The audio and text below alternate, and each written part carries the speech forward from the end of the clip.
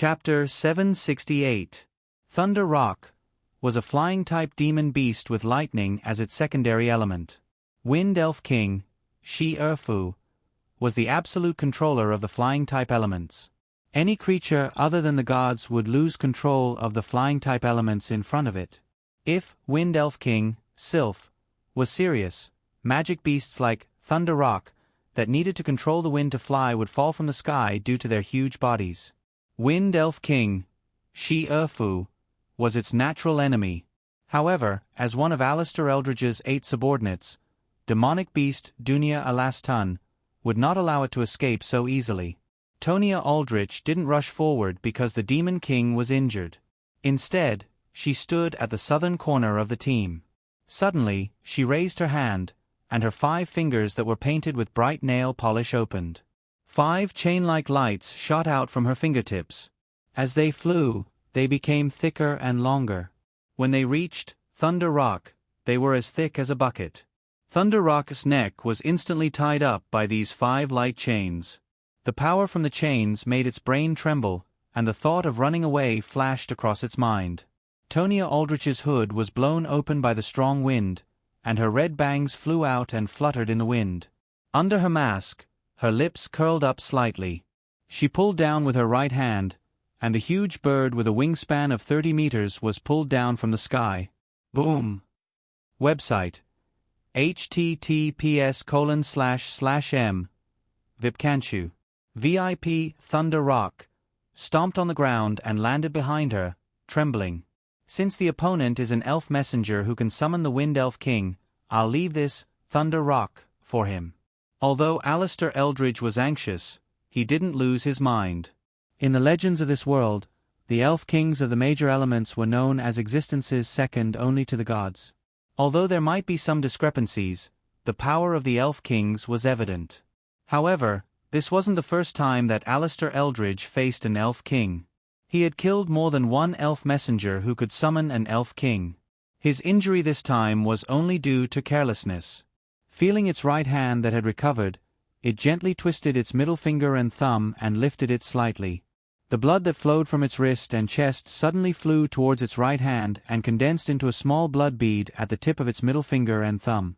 Alistair Eldridge's face had completely returned to calmness, and he no longer revealed his inner thoughts. He held the blood bead in the air and continued to twist it between his middle finger and thumb. A grayish-black substance slowly sprinkled down and merged into the blood bead. Not long after, a blurry figure appeared in the center of the blood bead. Alistair Eldridge tossed the blood bead forward, and the figure suddenly enlarged, turning into a real body of flesh and blood together with the blood bead. A naked Alistair Eldridge appeared in front of it. Vampire Secret Technique: Blood Clone. Alistair Eldridge did not stop there. He extended his index finger and drew a repeated formation on the surface of the blood clone. With a last stroke, the formation lines that covered the whole body lit up at the same time and condensed into a set of dark red full-body armor at an extremely fast speed. Go! Alistair Eldridge groaned in a low voice. The blood clone elegantly put down the mask of its helmet, then gently raised its right hand and opened its 5 fingers. The elements gathered and condensed into a spear. The blood clone closed its 5 fingers and grabbed the spear's handle. The bat wings on its back suddenly opened, and it flew into the sky with it. Your Majesty, how should we cooperate next? A black-robed demon stepped forward and asked for instructions. Alistair Eldridge glanced at it, and a strange look flashed in his eyes. Let's test it out first. On the western city wall. After Wind Elf King, Shi-Erfu, shot out the second wind elemental spear, Professor Shi-Erfu looked into the distance with a serious expression. This wind elemental spear easily tore open the enchantment where the demons were, and the presence hidden within was instantly exposed. Although the enchantment was quickly repaired, Professor Shi-Erfu already heard their voices through the groan of the wind. Found it, she muttered in a low voice, and the airflow around her became extremely violent for an instant. The 3 wind elves on the Pillar of Gale seemed to have sensed her emotions, and they looked at each other and quickly flapped their wings. The airflow in the 12 holes on the Pillar of Gale became chaotic because of this. Wind Elf King, Shi-Erfu, lightly snapped his fingers, and the surrounding wind began to flow again. Almost as soon as the flow of the wind recovered, a large number of wind blades appeared in front of the city wall. These wind blades were stretched to 5 or 6 meters in length, and they floated in the air in layers. At this moment, the Thunder Rock was no longer there, and the wind on this battlefield was controlled by the Pillar of Gale again. It didn't blow out a strong wind that could drive the demon beast tide back. Instead, it showed its shining edge to the demon beasts that were charging at it again. Magic card. Wind Elf. Magic. This Pillar of Gale seemed simple, but it was the crystallization of the fusion of 3 high-end technologies. Professor Shi-Erfu didn't stop them. Under the control of the 3 wind elves, countless wind blades advanced toward the demon beast tide. The first batch of demon beasts running at the front were like paper in front of the wind blades. The originally tough shells, furs, and bones were no different in front of the wind blades. The lower bodies of the demon beasts were still running, and the upper bodies were only left with the inertia of flying forward. Blood was blown into a flat surface in the air by the wind. One by one, the magic beasts were sliced into thin slices by the giant wind blades. In just a breath's time, a large number of demon beasts fell. In the next breath, the people who were watching this scene all subconsciously held their breaths. They tried to open their mouths, but they couldn't make a sound of surprise. Those ferocious magical beasts that had frightened them to death were like wheat in front of these wind blades, being cut down piece by piece. If the battle between the Rock Armor Giant Bear and the Earth Bear had shocked them, then the battle between the Rock Armor Giant Bear and the Earth Bear had shocked them. Then this large number of deaths made them feel fear. The half-elf professor who was said to be from the Shang-Malian Academy floating above the city wall was clearly so beautiful and admirable. Why was it that when they looked at her at this moment, it was as if they were looking at the Grim Reaper? The terrifying demon beast tide that was a huge threat to the entire city, and it made people tremble in fear. It even made people think that the city would be lost, but in the blink of an eye, a large number of demon beasts fell. Even though the large empty area would soon be filled by the endless magical beast tide, the empty space that fell into their eyes now was enough to bring about a terrifying visual impact. The Flaming Sun Army, who were still thinking about how to move, suddenly felt their hands and feet turn cold. They felt that their existence was meaningless in front of this mighty power, and even their breathing became difficult. In this fear, there was naturally a huge sigh of relief and joy. There was nothing that made them feel more fortunate than this moment. In this most dangerous moment since the establishment of the Freedom City, the professors from the Shang-Malian Academy happened to be here. The Freedom City carried the favor of fate. Boom! The Rock Armor Bear, who was covered in leather armor, knocked the Earth Bear to the ground. It raised its giant claws and covered the sky, and it had already gained the advantage when countless demon beasts were cut into pieces. This giant claw slammed down on the Earth Bear's head, and its head was viciously smashed into the ground. However, the Earth Bear was a pure ground-type demon beast. Even if its entire head was buried in the ground, it wouldn't suffocate. It clenched its claws into fists and smashed the ground again and again, causing thunderous sounds. The ground kept opening and closing. The Earth Bear fought with the Rock Armor Bear for control of the ground under its feet. A large portion of the ground energy was absorbed by the Rock Armor Bear, but a portion was still taken away by the Earth Bear. The terrifying wound on its body that was several meters long was healing at a speed that was invisible to the naked eye, and the energy ripples in its body became stronger and stronger. Roar! The Rock Armor Giant Bear roared. Suddenly, it turned its palms into 2 fists and punched the great Earth Bear's head, the back of its neck, and the back of its body, causing the tough skin and flesh to collapse. In a short moment, half of the Earth Bear's body was buried in the ground. However, it didn't die, and the energy ripples in its body didn't calm down at all.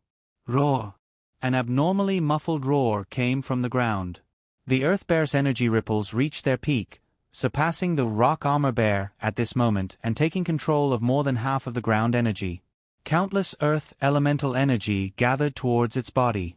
It pressed its claws against the ground and forcefully endured the Rock Armor Bear's attacks, lifting its upper body from the ground. At this moment, its face was covered in blood, and its eyes were red as if it had gone berserk. In its heart, an earth elemental core was rapidly condensing. Once this earth elemental core was condensed, the Earth Bear would welcome a huge transformation. Professor Pawa Cheong-si, who was standing on the wall, immediately noticed the formation of this earth elemental core. According to normal logic, she should immediately give the rock armor bear the order to attack and completely kill the Earth Bear before it transformed. However, Professor Cheong-si smiled. Not only did she not give the order to attack, she even made the rock armor bear take half a step back. This is a freshly made earth elemental core. Even in the Academy's underground city, there are very few chances to obtain such a treasure. She even wanted to cheer for the Earth Bear. At this moment, in the west, where the demons were hiding, a blood shadow rushed out like lightning. The blood shadow's body rippled with the power of blood. It was obvious that it was a high-level vampire. "Oh, Marquis, or Duke?" This question flashed in Professor Cheong-si's mind. He had already put his hand into his card bag and was ready to fight. However, Wind Elf King, Shi-Erfu, floating above Professor Shi-Erfu's head, had already flown out the moment the blood shadow rushed into the sky. Wind Elf King, Shi-Erfu, was no longer a simple magic guide elf in Professor Shi-Erfu's hands. There was an invisible line between her and Wind Elf King, Shi-Erfu. It wasn't a bond, but it was even more reliable than a bond. Because it was soul connection. Through the soul connection, Professor Shi-Erfu injected a small portion of her soul and consciousness into Wind Elf King, Shi-Erfu's body. That small portion of soul and consciousness had been slowly nurtured over the years, and now, it finally gave birth to a unique spirituality. After she established a connection with Wind Elf King, Shi-Erfu, the latter could simulate and think with her almost identical thoughts. The tacit understanding between them was like twins with telepathy. They didn't need to speak, and their actions were the same. Sylph, the Wind Elf King, and Alistair Eldridge's blood doppelganger met each other 1,000 meters away. Since God wasn't here, the battle at the top of the world began at this moment. A fierce battle. Although Alistair Eldridge's blood clone only condensed a part of the vampire's power, it only lacked diversity and didn't have great power. From the perspective of the adventurers standing on the wall, they could only see that in the distant night sky, Wind Elf King, Shi-Erfu's golden line and blood clone's blood-red light were shuttling back and forth, creating streams of light that attacked like flying swords. At the first moment of contact, both of them chose to fight in close combat. Wind Elf King, Shi-Erfu, condensed a wind elemental spear in his hand, and blood clone also used a blood elemental spear. Both of them fought with their spears and moved at high speed in the night sky. The tip of the spear pierced through the opponent's body, but it also looked like afterimages. In the blink of an eye, they had fought countless times. However, when they wrestled with each other and separated from each other, they didn't have any wounds on their bodies. Since they were the condensation of wind and blood, they naturally wouldn't have any wounds. However, the magic power flowing in their bodies was greatly consumed. When the explosion sounded in the night sky, it was already the 6th minute of the close combat. Wind Elf King, Shi-Erfu, finally began to release wind elemental spells. Alistair Eldridge's blood clone also began to release blood spells.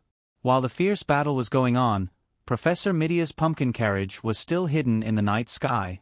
At this moment, the one who reacted the most wasn't Professor Midia or White Gouda, but Ophelia Bullard.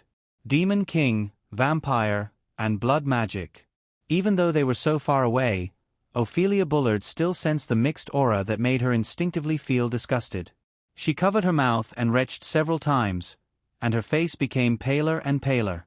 White Gouda tried to comfort her, but it didn't work. Professor Midia, on the other hand, continued to observe the images transmitted from the crystal ball. She put most of her computing power into the overall situation in her mind and didn't have time to pay attention to Ophelia Bullard's reaction. The last person in the carriage, Aurora Montearfali, was also trying her best to pass on Professor Midia's instructions. She didn't have time to pay attention to anything else. Just as they had predicted, a large group of demon beasts also appeared outside the city on the south and north sides. Among these demon beasts, some of them escaped from the furnace on the west side. Naturally, some of them were originally hiding here. Under Professor Midia's instructions, the Ice Moon Legion that was assigned to guard the north and south sides of the city became tense. At a certain moment, demon beasts that were more than 10 meters tall appeared outside the main gate of the south side of the city. Under the leadership of these huge beasts, the demon beast tide that was much smaller than the one outside the west side of the city appeared. Not long after, the demon beast tide also appeared outside the main gate of the north side of the city. At this moment, the green-eyed tyrant dragon Whelpus, shattering explosive gale bullet, devoured the demons outside the government building. Dake Dimming rode on the dragon's back and flew toward the west side of the city with the wyvern that followed closely behind.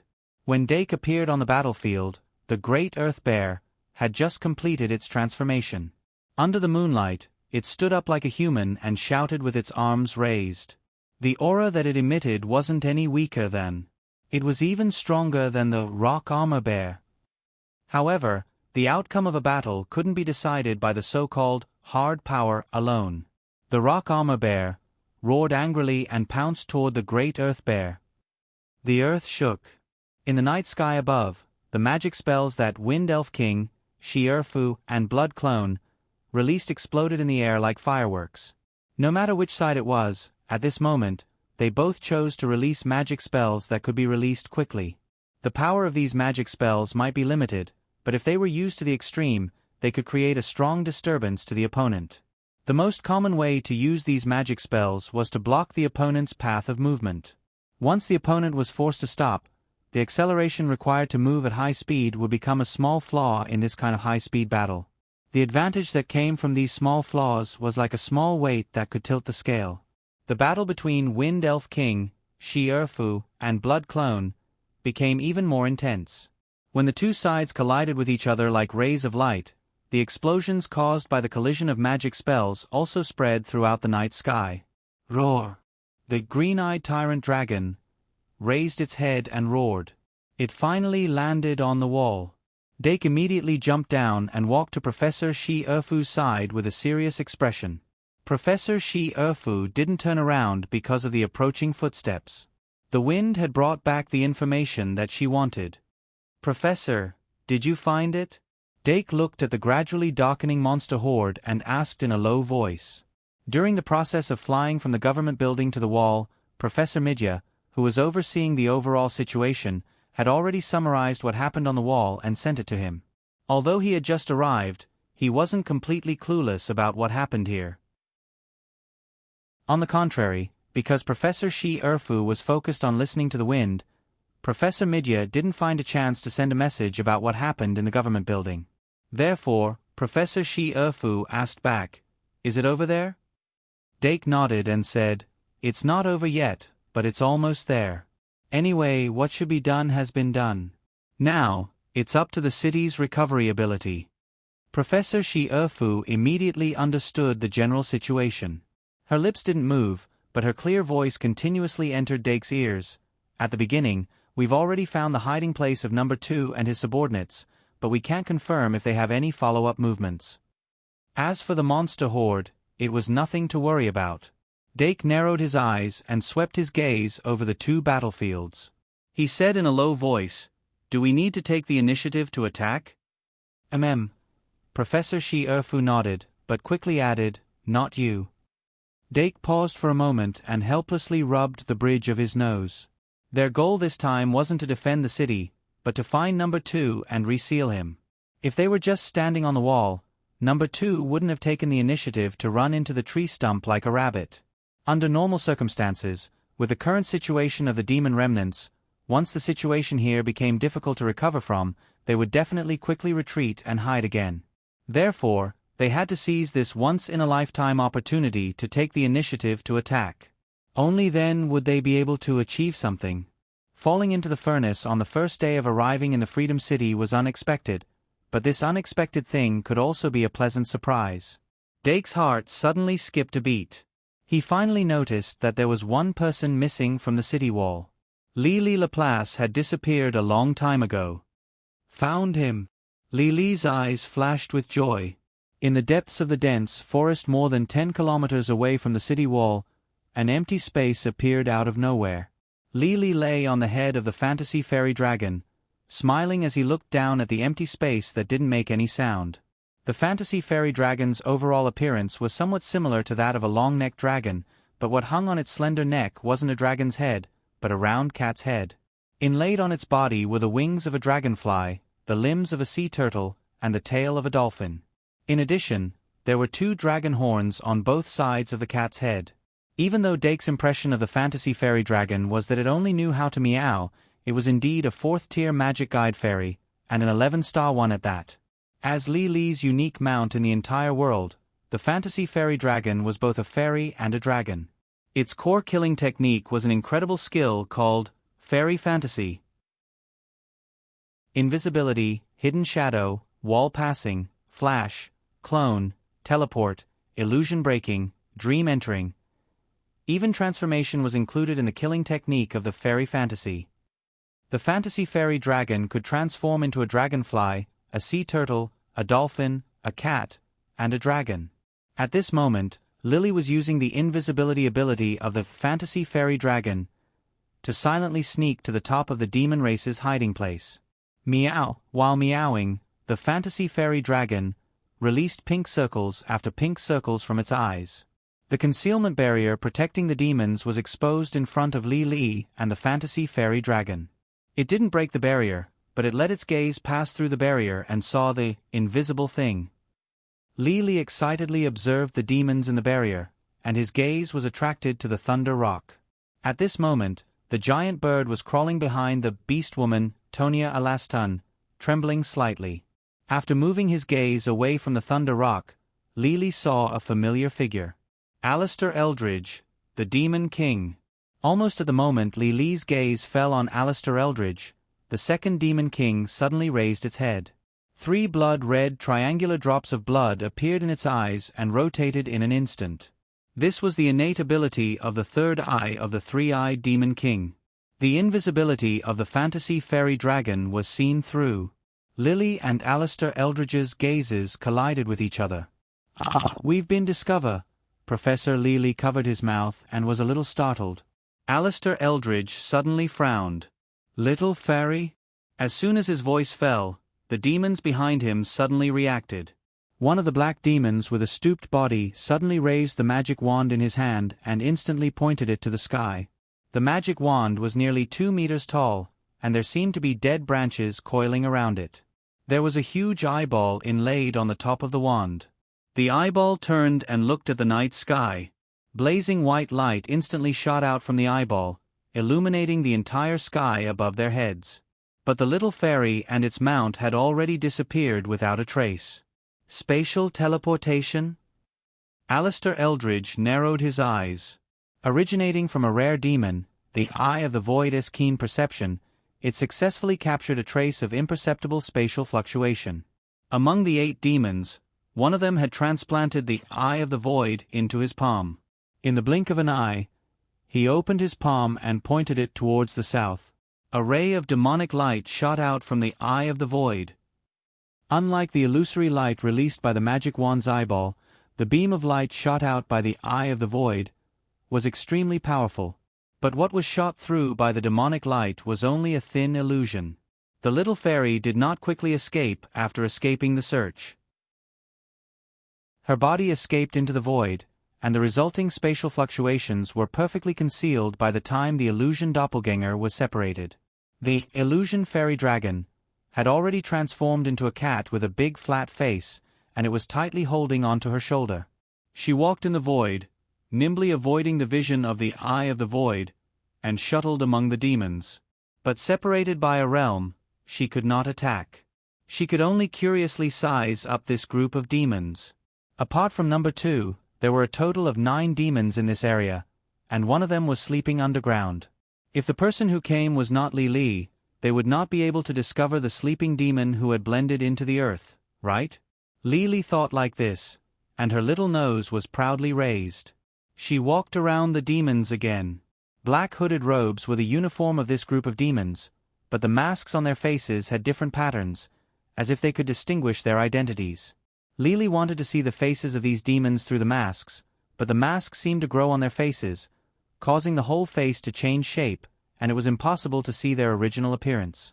She could not help but sigh in disappointment, and then walked to Alistair Eldridge's side.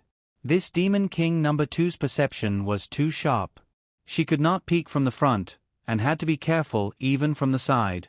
She looked carefully for a long time, and finally confirmed that this was indeed the Demon King.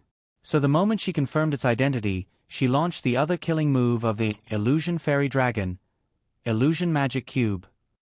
The demons who were looking for Lily's position suddenly became alert, but the space under their feet had been cut into 9 pieces. With the appearance of a well-shaped space crack, this area had been covered by a special field effect.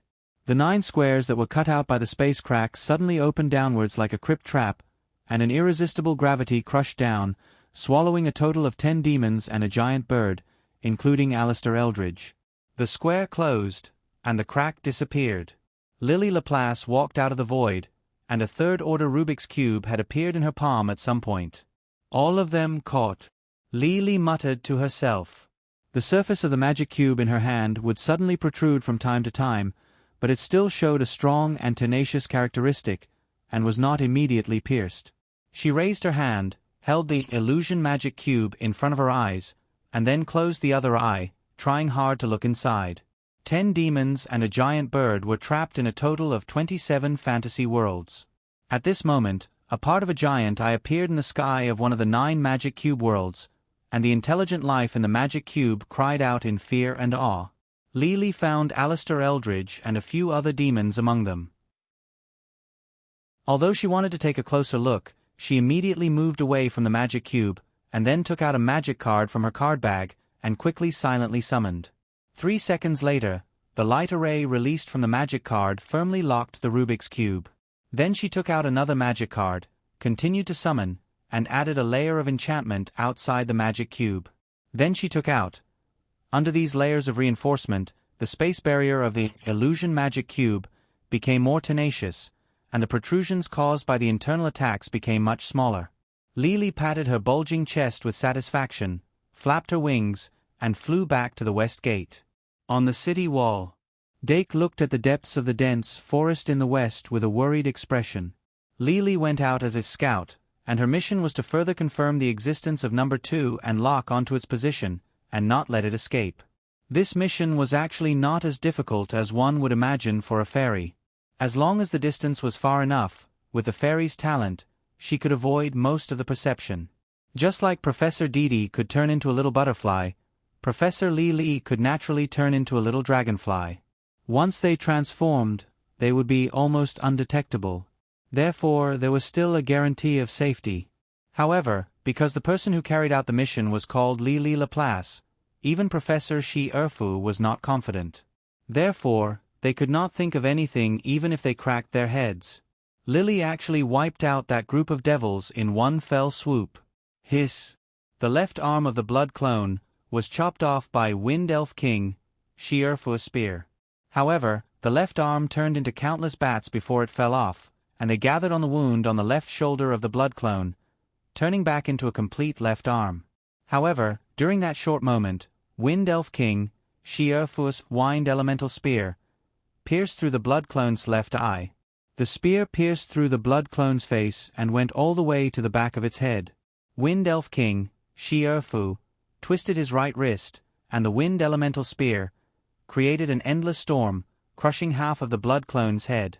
However, after this strike, Wind Elf King Shi Erfu didn't stop. Instead, he swept the blood clone's head and exploded it.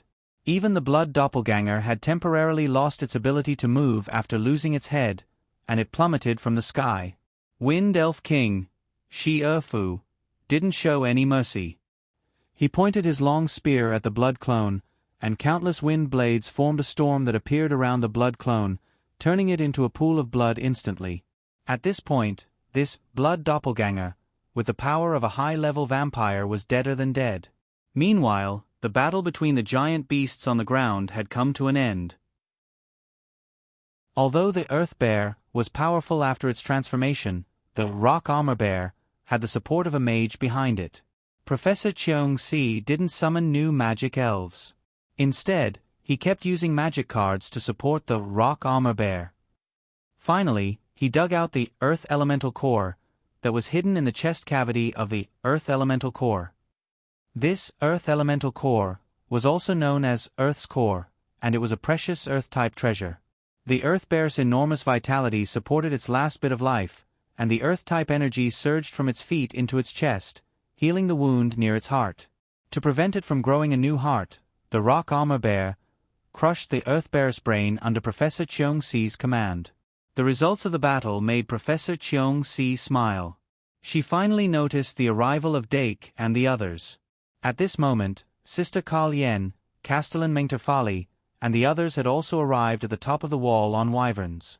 However, the tens of thousands of giant beasts in the beast tide already showed signs of decline. Wind Elf King, Shi-Er-fu, took the Earth Elemental Core from the Rock Armor Bear's claw and flew back to the top of the wall. Then, he handed the Earth Elemental Core to Professor Cheong-si. Beside her, Professor Stephen Harvey stood there from the beginning, and didn't do anything. After all, being a necromancer was a taboo profession. Although Professor Stephen Harvey could easily make the corpses of the giant beasts on the battlefield stand up again, it wasn't time for him to do anything yet. The dense wind blades released by the Pillar of Fierce Wind seemed to be endless. Countless giant beasts were cut in half by the wind blades, and the blood of the giant beasts flowed into the moat, dyeing the water red. However, the giant beasts didn't show any fear.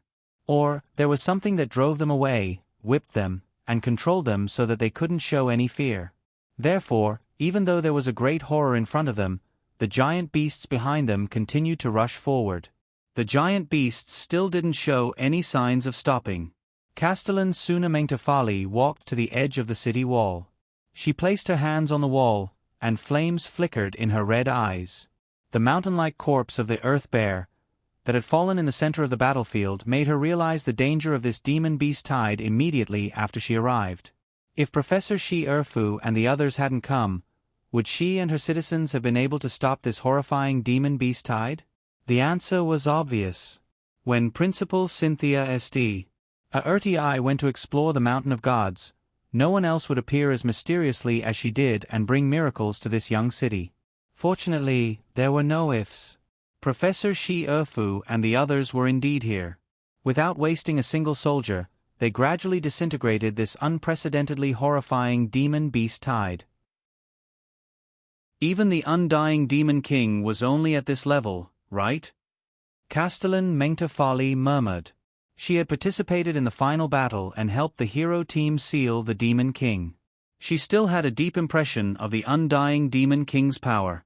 If she hadn't unleashed the bloodline power of the Fire Elf and the Sun-chasing Giant to the maximum, she wouldn't have been qualified to participate in that great battle.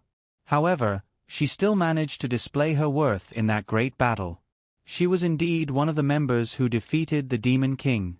The power that Professor Shi-Er-fu displayed right now wasn't comparable to the Demon King, but it was at least on the same level as Hero Brett God.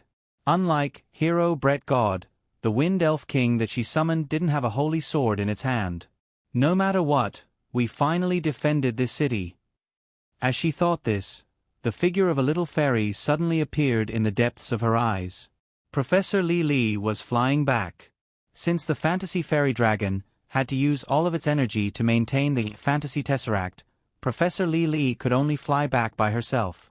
She had a bright smile on her face as if she was a student who scored 105 points on a 100-point test and couldn't wait to be praised by her parents. However, after seeing her return, Professor Shi-Er-fu frowned.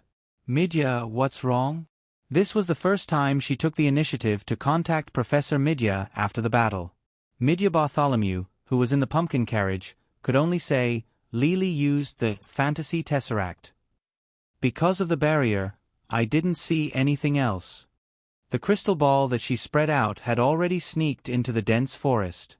However, in order to not be discovered, the crystal ball was hidden very far away, and there wasn't much that could be seen. She could only make some predictions through the Fantasy Tesseract in Li's hand. However, The predictions were too unreliable, so she didn't say anything. However, Professor Shi Erfu asked her for the same reason. Since he couldn't get any information from Midya that he couldn't confirm, Professor Shi Erfu could only frown and wait for Li Li's return. The barrier around the hidden place wasn't broken, and the wind couldn't enter. Dang! Dang! Dang! Look what I've caught! Professor Li Li's voice was as melodious as a wind chime, and it brought a different sound to the blood-soaked battlefield. Translator, Endless Fantasy Translation Editor. Endless Fantasy Translation. However, when she flew down from the sky excitedly, she found that Shi Erfu and the others were looking at her suspiciously. Li Li was angry. However, when she saw her sweetheart Dake in the crowd, she smiled and grabbed the Fantasy Tesseract and flew towards Dake. Sarah. Chongsi. I don't want it.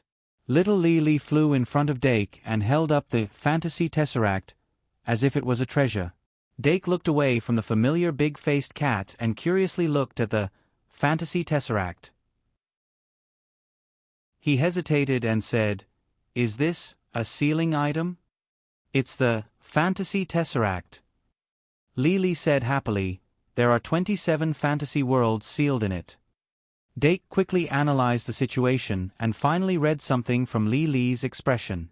However, he still wasn't sure, so he said, "It's locked inside?" "Yes, yes, yes." Li Li nodded vigorously. "It's locked inside. All of it. All of it." Professor Shi Erfu suddenly said and strode over. Li Li immediately hid the Fantasy Tesseract behind her back and looked unhappy. A trace of helplessness flashed across Professor Shi Erfu's face, but she had been tense all this time, so she just said seriously, "Let me see it." However, Li Li threw a tantrum at this critical moment. "Let me see it." Dake put his hand in. Li Li immediately put the Fantasy Tesseract in his hand. Dake gave Professor Shi Erfu a look, and then immediately focused on the Tesseract in his hand. Looking at it with the naked eye, the surface of the Fantasy Tesseract had 6 colors, and there were 9 squares on each side, making a total of 27 squares. According to Professor Li Li, each square of the Fantasy Tesseract contained a fantasy world. "Isn't this the Rubik's Cube building?" Dake suddenly thought of a cartoon he had seen when he was a child, and then he subconsciously wanted to turn the Tesseract so that each side was the same color. "Don't." Professor Li Li quickly stopped him. Dake immediately stopped and looked at her curiously. Professor Li Li explained, "You can't turn it, or the worlds in the Tesseract will be turned upside down, reconstructed, and cracks will appear." Dake instantly understood. He closed his eyes and opened them again, but this time, he had fully opened his Eye of Truth. His eyes turned golden at that moment, and he could see things that the naked eye couldn't see. His eyes penetrated the surface of the Fantasy Tesseract, and saw the 27 fantasy worlds contained within. He first looked at the square in the middle of the front and found that it was a pink, fantastical world that was as bizarre as a dream. Colorful bubbles floated freely in the whole world, and cute little animals jumped between the bubbles. With a little effort, they could get into the bubbles and fly into the sky. The teddy bear with a scar on its face staggered forward as it chased after the black-robed man who was smaller than the buttons on its eyes.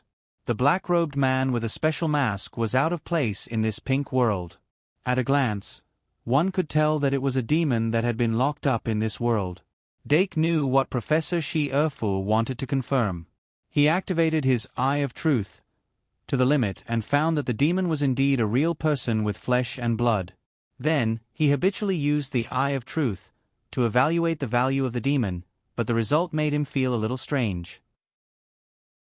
In the eyes of the Eye of Truth, the value of the demon was roughly between Trash Slime and Wrestling Hawkman, similar to Magic Fire and Blood Crystal Crown, but not as good as Blood Holy Sword and Emerald Holy Sword.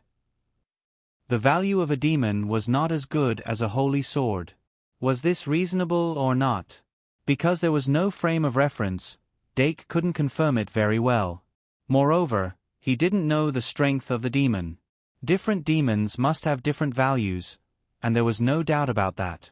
Therefore, he didn't express his doubts on the spot, but continued to look at other worlds.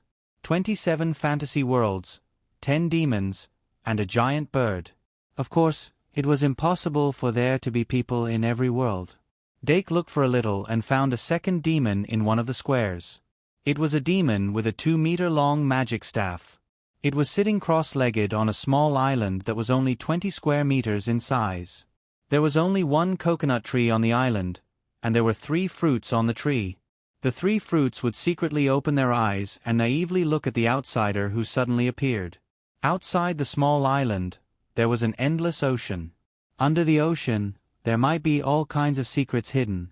But Dake's mind was no longer on these fantasy worlds. His eyes focused on the demon, and golden light shone from his eyes. After a while, he withdrew his gaze and found a third demon in another square. This demon had an unusually strong physique, and the bulging muscles made the black robe cover nothing. When it was fighting, the horn on its head directly pierced through the hood, revealing its fine green hair. When Dark looked over, he saw that the demon was fighting with a rabbit that was 10 times its size. Dake's gaze focused on the demon, and then quickly withdrew and continued to look for the next one.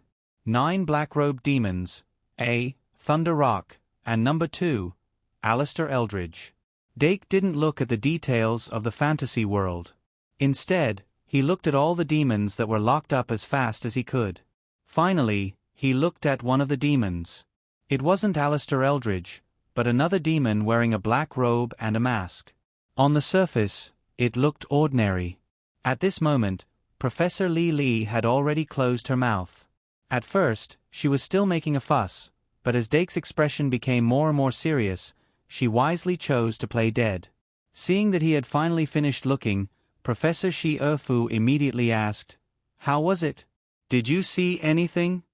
Dake's brain worked quickly, and he immediately said, "There are a total of 10 demons and a Thunder Rock.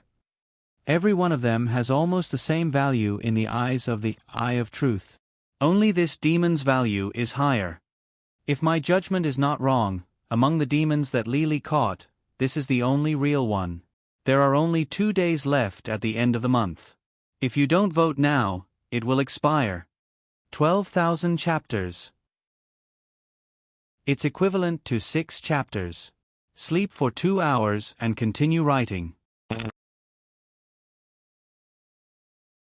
Chapter 769. Let me see. Professor Shi Erfu thought to himself that this was indeed the case and stretched out his hand towards the fantasy tesseract. However, Lee patted the back of his hand and immediately took back the tesseract from Dake's hand and stared at the square he was pointing at. Her gaze instantly passed through the walls of the tesseract and saw the black-robed demon that was locked inside. The demon's body didn't have any special features, but even though it was locked in the fantasy tesseract, it was still sleeping. Lee had a very deep impression of it and immediately recalled. Wasn't this the sleepy demon that had been hiding underground? So, Lee was fooled? A huge exclamation mark appeared in Lee's mind, and then the question mark turned into a question mark in the blink of an eye. She clearly remembered that the 9 demons on the ground could all move. Alistair Eldridge could even activate the third eye of the 3-eyed demon and see through the invisibility of the fantasy fairy dragon. There was also a black-robed demon that could use a magic wand to dispel invisibility or illusions. There was also a demon that could use the Eye of the Void. Could it be that those demons were all fake? That was impossible. Remember the URL. Vipkanshu. Lee shook her head violently. But little Dake said they were fake. What could be so powerful that it could pass off as real? Lee pondered for a moment and suddenly raised her head. "Pay attention, I'll release one for you." "Okay." Professor Shi Erfu immediately nodded. Professor Cheong Si and City Lord Montearfali took the initiative to step forward and approached. Dake was just about to stretch his head out when Olga wrapped her arms around his neck and skillfully turned him behind. His face immediately darkened and he was already behind Olga. Lily, on the other hand, had already removed the layers of seals on the fantasy tesseract with a serious expression. The fantasy fairy dragon that was lying on her shoulder immediately let out a soft meow after receiving her order. Meow. One of the squares quietly opened. The demon that was locked up in the fantasy world was brought out of the magic cube by a beam of light and appeared in front of everyone. This demon held a 2-meter-long staff in his hand. His body was stooped, and he looked very old. As soon as it was released, it immediately became alert. The huge eyeball on the magic wand suddenly opened, and its magic aura rose rapidly. Then, the magic wand in its hand was snatched away by City Mistress Montefali, and it was stunned. "Kill it," Lily said coldly. Professor Cheong-si immediately took a step forward, and a huge steel gauntlet appeared on his right arm. His fingers were also covered in layers, turning into a mechanical arm the size of a table. She raised the mechanical arm high and slapped it down without hesitation. A huge force instantly erupted, crushing down from the top of the devil's head. Bang! Blood and flesh splattered everywhere, and the demon race cultivator's muscles and bones were completely obliterated by the tremendous force, turning into a pile of flesh and blood. Doc immediately covered his nose and mouth. Then, he realized that the people around him had normal expressions. Only then did he take a small breath to calm himself down. Professor Cheong-si raised his hand, and the mechanical gauntlet on his right arm turned into magic power and dissipated. The blood and flesh stuck to his hand also dripped down. Professor Stephen Harvey touched his chin and looked at the blood and flesh with interest. Suddenly, he said, "It really is fake." Lily curled her lips and said, "It's obviously so real." Professor Harvey shook his head, pointed the magic wand in his hand at the opposite side, and chanted in a low voice. Half a minute later, a ray of green light shot out from the tip of the magic wand and shone on the pool of blood and flesh. A moment later, the pool of blood and flesh turned into a pile of mud under everyone's shocked gazes. Mud Nightmare. Professor Shi-Erfu suddenly blurted out a name. This name was a bit hard to pronounce, but it was the legendary demon race that should have been extinct hundreds of years ago. Mud Nightmare. Professor Midya scratched her chin and repeated, "If I remember correctly, it should have been extinct a long time ago. Could it be that it was cultivated by number 2? Dake thought about this name, but shook his head and said, "There is no record of it in Into the Abyss." Professor Stephen Harvey heard this and said, "There is no such thing as extinct or not. Mud Nightmare is just a mutated product of the Dream Demon bloodline. They do not have the ability to reproduce, and can only be produced through mutation. It is normal that there is no mutation in hundreds of years." City Lord Montefali looked at the magic wand in her hand that had turned into mud and could not help but frown and say, "Can you explain more clearly? What is a Mud Nightmare? A new type of demon race?" Professor Shi-Erfu looked at her and quickly said, "Mud Nightmare is indeed a type of demon race.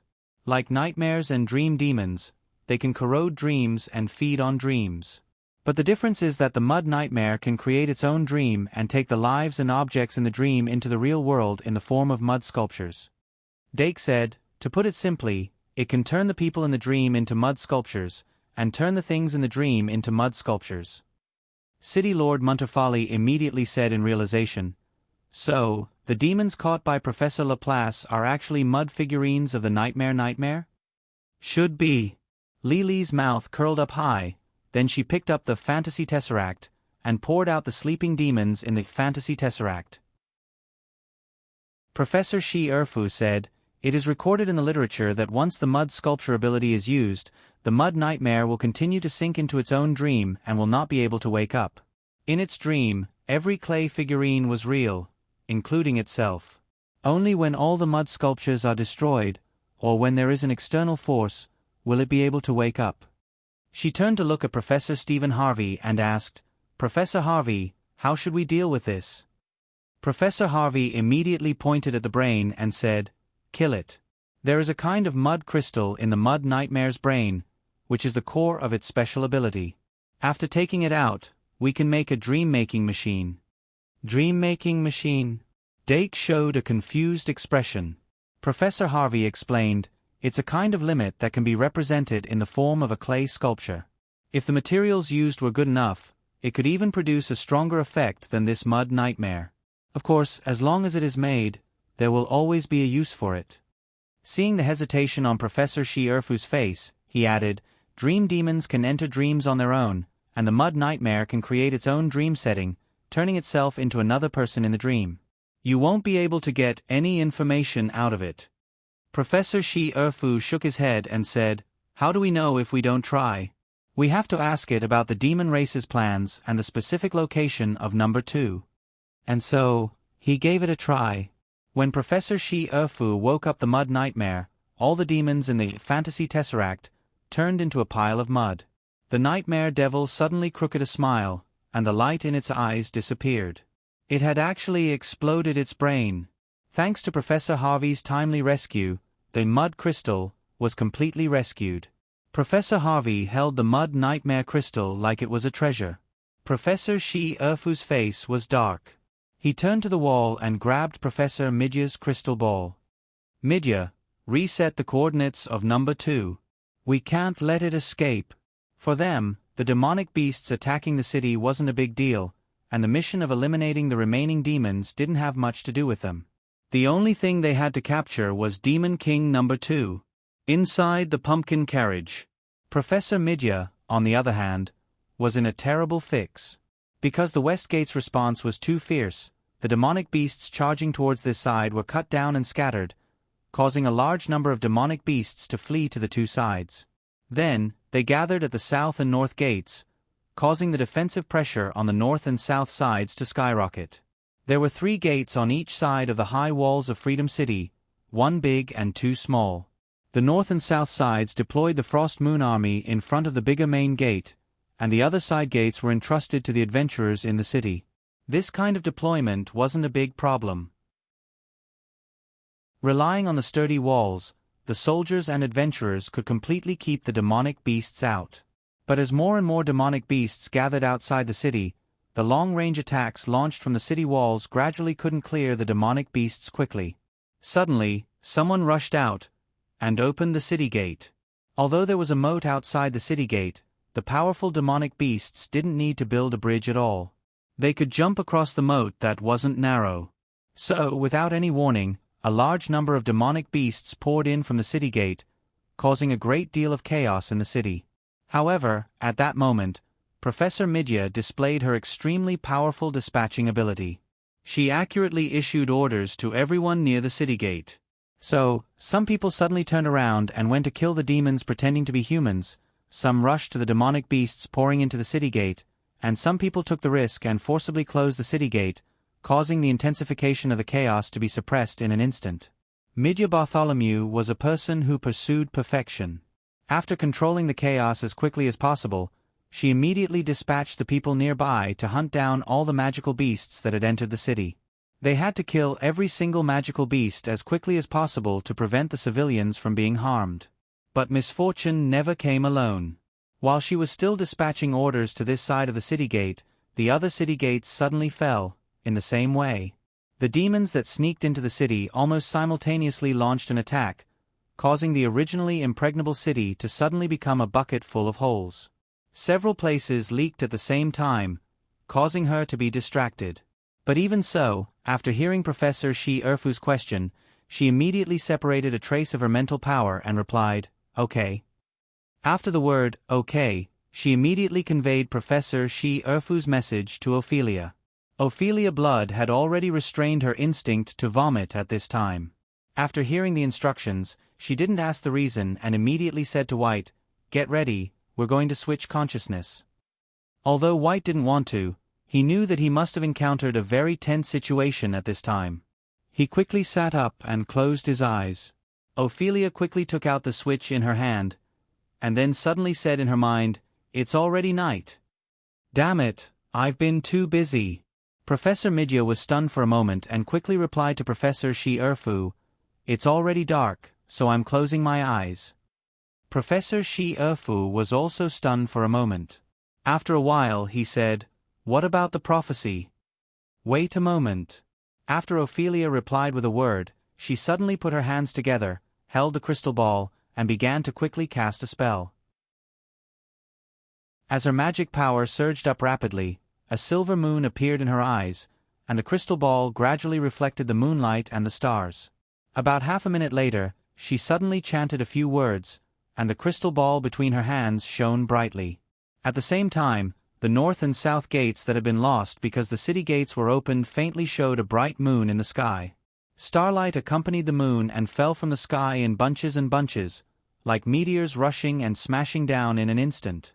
Those demons that were in all kinds of positions and roaring all kinds of sounds suddenly felt the light above their heads approaching, and their heads were smashed by the seemingly light but heavy starlight. In an instant, almost all the demons that rushed into the city gates were ruthlessly smashed to death. "I still have to do it myself," Professor Mitya muttered and suddenly opened her mouth. "Close the city gates." The crisis at the city gates was solved. "How many times have I told you that prophecies are not so convenient? Can you not make prophecies every time I encounter a difficult situation? It puts me under a lot of pressure, okay?" Professor Mitya said slowly to Professor Sylph. Professor Mitya's nerves relaxed, and then she slowly said to Professor Sylph, "How many times have I told you that prophecies are not so convenient?" Professor Shi-Erfu, "So, do you predict it or not?" Professor Mitya, "Okay, I predict it. Sigh, I'm born to be a tool." Professor Mitya rubbed her shoulders and was about to. "Sarah, I found it." Professor Shi-Erfu suddenly frowned. "So fast?" Midya slowly turned her head, and her eyes penetrated the carriage. She whispered, "It's with me. If we want to predict the direction of the war, we first need to know how the war started." When the professors thought that number 2 would choose to retreat out of caution, they didn't know that number 2 had such a clear understanding of his own existence that he would do anything to save number 1. They regarded number 2 as a demon king, but number 2 regarded himself as a vassal of number 1. Therefore, there was a difference in the most basic understanding of the two sides. The inference derived from this was completely wrong. Professor Shi-Erfu was trying to locate number 2, but he didn't know that number 2 was also trying to locate number 1. When Professor Shi-Erfu and the others were lured by the hidden place and the mud puppet inside the barrier, number 2 had already escaped with the other demons and set up an accident at the city gates. Using this as a lead, it followed the invisible line and found the center of the entire city, which was Professor Midya. Based on number 1's identity, number 2 judged that the enemy would definitely put number 1 in the center of the city. Even if this guess was wrong, it could still interrogate number 1's specific location by holding the central figure hostage. And no matter what it thought, it had indeed locked onto Professor Midya's position, and number 1, who it wanted to find, was also in the same carriage. Although it hadn't discovered him yet, Professor Midya's pumpkin carriage blocked number 2's perception of number 1. Even though the two sides were so close, they couldn't sense each other's aura. Of course, this had something to do with the night and number 1's deep sleep. The night wind in the City of Freedom was as sharp as a knife. The Thunder Rock, with a wingspan of 30 meters, was quietly flying in front of the pumpkin carriage. Demonic beast, Dunya Alastan, had carved a magic array to hide the barrier on the back of the Thunder Rock, turning it into a mobile base. At this moment, Alistair Eldridge number 2 was on the head of the Thunder Rock. Beside him was the old demon with a 2-meter-long wand. He was a member of the Demon Elder Council, a legendary lich with 33 phylacteries, Ian Tuttle. At the end of the war, the human prophets used divination at all costs to find and destroy the 32 phylacteries that Ian Tuttle had hidden. Everyone thought that he was dead, but they didn't know that he had sent one of his phylacteries to the kingdom's treasury decades ago. 3 years after the war, Ian Tuttle woke up in one of the treasure chests in the kingdom's treasury and quietly escaped. In order not to expose the last remaining phylactery, he didn't even take a needle or a piece of thread from the treasury. Now, after hiding in the dark for many years, Ian Tuttle had created a few new phylacteries. Only then did he dare to come out of the darkness. The 2-meter-long magic staff in his hand was an old magic staff that was on par with God's Fury and Thunder's Might, Phantom's Eye. "Your Majesty, is the thing that can lead us to prosperity in this carriage?" Ian Tuttle stared at the pumpkin carriage and asked with a hoarse voice. Alistair Aldridge smiled and said, "At least we can find some clues from this carriage." "Then what are we waiting for? I'm willing to lead the charge." On the back of Thunder's Rock, Ghostman Vernon Electra, who had a strong body and bulging muscles, immediately knelt down and asked for orders. Lich, Ian Tuttle, Demonic Beast, Dunya Alastan, Ghostman Vernon Electra, Corpse-Stitching Demon, Rollo, Vampire, Naila Vlad, Tower Demon, Atta, Dead Swamp Demonic Lizard, Paul, Flatwing Demonis, Dorothy Miranda, and the Nightmare, that was an eternal slumber. These 9 demons were the core group that Alistair Aldridge had gathered in the past half a year. Ghostman, if you don't want to be in eternal slumber like the Nightmare, you better restrain your arrogance and recklessness. Corpse-stitching demon. Rollo raised his hand and pointed the eye of the void at the carriage as he said in a low voice. Rollo, Ghostman Vernon immediately said with dissatisfaction, that was the Nightmare's own choice. We all know that the Nightmare is about to be devoured by its own dream. I hope that its death is worth it. Vampire Naila, who had a graceful figure and was similar to Ghostman Vernon in another sense, said in a gentle tone. Even if she covered her entire body with a black robe, her identity couldn't be hidden. It's meaningless to argue, Atta, the tall and thin tower demon, said in a straightforward tone. The argument between his subordinates didn't affect Alistair Aldridge's thoughts because to him, these demons weren't important. As long as he saved number 1, as long as he had enough resources, he could have as many demons of this level as he wanted. Although it had only been 10 years since the end of the war, the 100 Races Alliance that had fought with their backs to the wall was only in name now. The demons' current situation was actually more relaxed than it was at the end of the war, if they didn't have magisters. The rapid development of magical engineering was beyond his expectations, and it was also the biggest variable at the moment. However, if he used it properly, he could turn it into an opportunity. For the demons who were born with powerful magic, the threshold for mastering magical engineering was much lower than for humans. If the war didn't end with the explosion of magical engineering, if the demons could hold on for another 10 years, even the most arrogant demons wouldn't dare to look down on magisters. If the demons also started to fully research and learn magical engineering, then it would be hard to say who the master of this world would be. Alistair Aldridge opened his eyes and stared at Professor Mish's pumpkin carriage. A huge amount of magic surged. Between heaven and earth, water and fire elements began to converge towards his eyes. Alistair Aldridge's left eye turned icy blue and his right eye turned fiery red. These eyes came from the Ice Flame Demon and the Lava Demon respectively. They were using the combination skill he was most proud of, Ice Fire Light Cannon. Alistair Aldridge's lips curled up. Ice and fire elements intertwined under the control of the magic formation and then shot out. Between him and the carriage, a huge pillar of blue and red spiraling light appeared. Before the pillar of light touched the carriage, countless black runes suddenly burst out. Those black runes arranged themselves into the shape of a black dragon and quickly circled around the carriage, forming an indestructible spell barrier. The carriage shook violently. Professor Misha put down the crystal ball in her hand and picked up her wand to draw a circle on one side of the carriage. The scene outside immediately appeared in this circle. Other than her, the others could finally see the giant thunder rock outside the carriage, as well as the 9 demons standing on its back. Their target is us, Professor Misha said with a serious expression. Ophelia Bullard stared at Alistair Eldridge, who was standing on the head of the thunder rock. Her eyes were bloodshot, and blood was gushing out. Although number 1 was the real Demon King, he didn't have a physical body. Even his soul had taken on the appearance of white and didn't have the aura that a Demon King should have. Now that she met number 2, Fresh Blood Maiden recalled the fear of the past. That fear was turning into hatred. If White wasn't beside her, she might have lost control and rushed out. White frowned and asked, "He's number 2? Aurora glanced at Victor from behind and suddenly understood what was going on. Number 2 was here to save number 1. Bang! Alistair Aldridge's first ice and firelight cannon couldn't break through the pumpkin carriage's spell barrier, but it just stood there and fired a second, a third. The ice and firelight cannon continuously shot out at a rate of 1 shot every 3 seconds.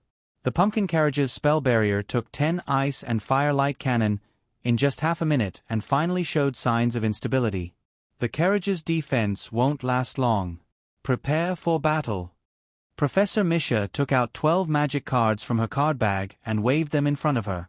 The 12 magic cards were arranged in an arc and opened one after another.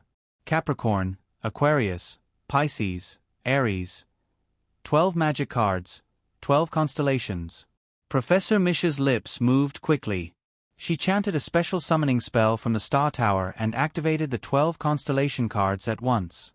12 star maps emerged from the cards and formed a huge star map of the 12 constellations. Professor Misha took out the 13th magic card from her card bag and began the ritual summoning. Ophelia Brad quickly calmed down. She put her finger into her mouth and bit it lightly. The flesh of her finger broke open and blood dripped down, forming a blood pool with a diameter of less than 1 meter below her. She stood in the blood pool, and her temperament quietly changed as the blood energy rose. Her long hair, which had returned to its original color, turned red again under the influence of the blood magic power. Blood-red eyeshadow appeared at the corners of her eyes, making her eyes look slender and long, giving her a foxy vibe. Her lips also showed more blood, as if she had put on a dark lipstick. With just this change, her originally gentle and graceful temperament had an additional trace of enchanting and gorgeous charm. It was just like what she had shown in the secret passage. However, if one looked closely, they would find that her natural charm indeed contained the viper's fang. Her hatred for the Demon King didn't take away her rationality. White's existence played a big role in this. She took out a magic card and used an extremely clever method to summon the 8-star human species, Blood Origin Sword Saint. This magic elven card was created together with hero Brett God, and it was actually a token of love between her and Brad. Blood Origin Sword Saint was covered in armor. Her long hair was tied into a ponytail, and her nose was covered by a mask. Only her eyes and forehead were exposed. The blood-red lines at the corner of her eyes revealed a hint of feminine charm, but her face was full of heroic spirit. As a swordsman, Blood Origin Sword Saint's body was very small, but it had good proportions. The blood-red armor was tight, and its legs were straight and slender. It was obviously agile. "Are you on? Prepare to draw your sword," Ophelia Brad whispered. Blood Origin Sword Saint nodded slightly, but he didn't reach for the blood-devouring sword at his waist. Even though the demonic sword named Blood-Devouring Sword had the powerful ability to absorb blood and turn it into demonic energy to increase its attack power, it still couldn't surpass the limits of the Blood Origin Sword Saint Magic Fairy. With the wisdom granted by the Sure Kill skill Heart of the Sword, Blood Origin Sword raised its hand slightly, revealing 5 slender fingers, and caught the magic card that Ophelia Brad gave it, Fantasy Weapon Incantation, also known as Holy Sword Incantation. White Gouda looked at the Blood Origin Sword Saint in shock. He couldn't help but have a thought that he didn't want to accept. However, the Blood Origin Sword Saint seemed to be doing something very normal. It directly activated the Holy Sword spell in its hand with the power of its blood. The magic card in its palm was emitting a bloody light that was gradually intensifying. Then, the Holy Sword spell transformed into a blood holy sword that was completely different from the blurry holy sword that White summoned. It had a delicate shape. It was obvious that its control of the Holy Sword spell was much better than White's. At this moment, the Blood Origin Sword Saint transformed into a hero. Gulp. White swallowed his saliva quietly. Ever since he awakened the Blood Tribe's bloodline, he gradually neglected the control of the Holy Sword spell. Now, he was still at the initial stage where he could only summon blurry light swords. The Blood Origin Sword Saint's performance stimulated his nerves. He reached for his card bag and whispered to himself, "I want to fight too." Behind him, Aurora didn't summon a magic card. Instead, she reached out her hands, and 2 elemental spirits flew into her palms. One was the Flaming Sun Spirit, and the other was the Icy Moon Spirit. Before becoming a mage, she was first an elven user, and she was a dual-element elven user. "Protect White well." Professor Midia glanced at her 2 elves and said quickly. "Got it." Aurora nodded obediently. White. Professor Midia had already stood up. She tapped her robe with her wand, and incantations jumped out one by one, forming a spell barrier on her body. She walked out of the carriage, followed by the magic elves summoned by the ritual. Shi Erfu and the others already knew that they were in danger, but it would take some time for them to get here from the west gate. If they stayed in the carriage, she was worried that her precious carriage would be smashed by Mr. Number 2 outside. I should have the ability to stall for a few minutes, right? With this thought, she lifted the curtain and walked out of the carriage. I'll summon the astral maze first. At least I can stall for some time.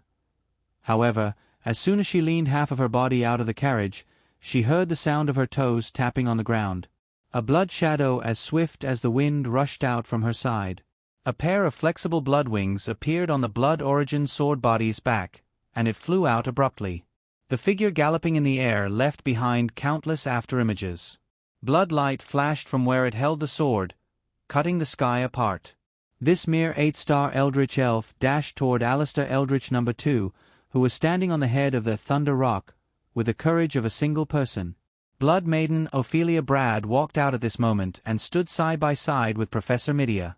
Professor Midia sighed slightly and pointed the magic card in her hand, the Starry Maze, to the area behind Alistair Eldridge. With a surge of magic power, a huge, astral maze instantly appeared on the Thunder Rock's back. Except for Alistair Eldridge and Lich Ian Tuttle, all the demons were swallowed into the astral maze. I wrote 20,000 words in total. It's not too much to ask for monthly votes, right? I'll take a nap and write tomorrow morning. Chapter 770. West City, on top of the city wall. After Professor Shi Erfu finished listening to Professor Midia's message, his expression suddenly tensed up. Suddenly, a gust of wind appeared under his feet and spun in all directions. What's wrong? Professor Cheong Si noticed something was wrong and immediately asked. Professor Shi Erfu raised his head and said in a deep voice, "Number 2 is in the carriage." As soon as he said that, everyone present, except for City Lord Montefalli, realized the seriousness of the matter. Its target is white. Dake instantly understood. He immediately took out a multiform monster card and summoned it on the spot. After 3 seconds, the multiform monster, which didn't have any intelligence, appeared from the summoning light. Dake pointed at a wyvern and ordered, "Multiform monster, transform." Hurry, the multiform monster, looked at the wyvern, and its small body quickly expanded and transformed. In the blink of an eye, it already had the appearance of a wyvern. Although this transformation wasn't complete, it was enough to replicate the wyvern's flying ability. Dake waved his hand again and summoned Magician's Secretary. He quickly jumped on the wyvern's back, and Eve appeared behind him like a shadow and hugged his waist. Website: https://m Vipkanchu. VIP. At the same time, the professors also reacted. "Leave this to me," Professor Stephen Harvey, who hadn't done anything until now, said calmly. Professor Shi Erfu didn't hesitate and immediately called back, "Wind Elf King, Shi Erfu." They rode the wind like twins. The 3 wind elves sitting on the Pillar of Gale looked at each other and immediately climbed up from the hole. They flapped their wings and turned into a breeze. They quickly caught up with Professor Shi Erfu and circled around his ears. Without the wind elves, the Pillar of Gale lost most of its effect. The wind blades that were continuously harvesting the lives of the monsters on the ground also instantly disappeared. However, the monsters that escaped from the wind blades didn't have the slightest intention of cherishing their lives. They still followed their instincts and rushed toward the city gate. Snap! Professor Stephen Harvey raised his hand and snapped his fingers. Suddenly, a circle formation appeared on the ground one after another. The remnant souls and blood floating in the air, as well as the piles of corpses, were attracted by the circle formation and stitched together into strange undead creatures. These undead creatures were either weak or strong, and their quality was uneven. However, there were a lot of them.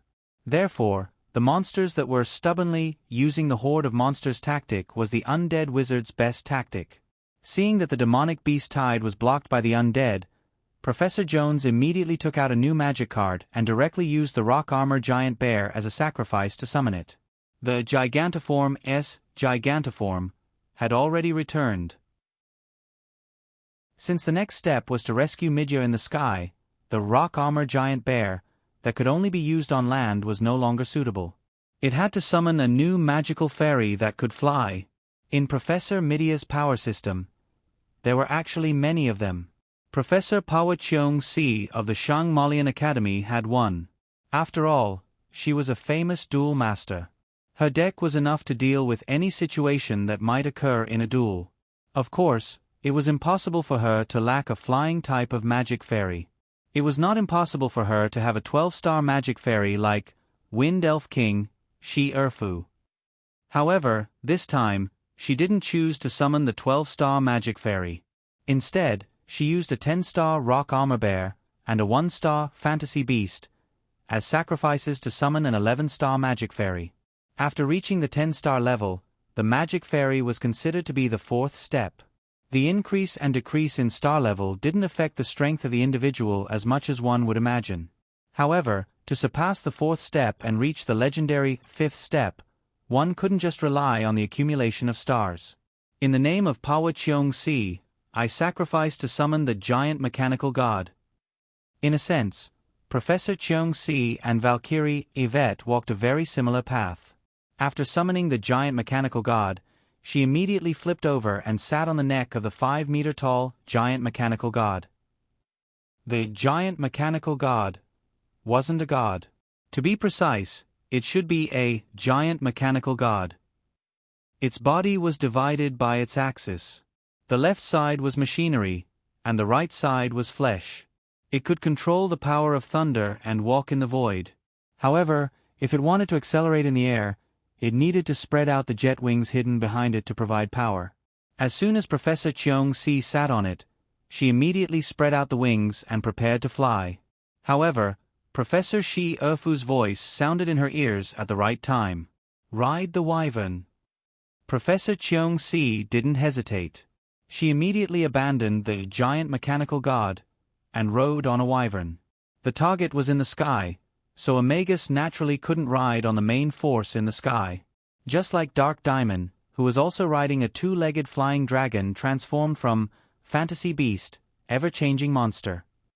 The only difference was that the wyvern transformed from a magic fairy was easier to control for Dake, who wasn't particularly proficient in riding. On the other side, City Lord Montefiore also rode on a wyvern without hesitation. She didn't know anything about number 1 and number 2, but Aurora was in the carriage. After that, Sister Kalyen, Olga, and Angra also rode on wyverns. A total of 6 wyverns took off from the western city wall and rushed towards Professor Midya's pumpkin carriage in a line. Professor Shi Erfu and Professor Li Li relied on their own power to fly in the air. They flew even faster than the wyverns. High in the sky, a huge starry sky array opened up on the back of the Thunder Rock. Except for Alistair Eldridge and Lich Ian Tuttle, all the demons were swallowed into the starry sky maze.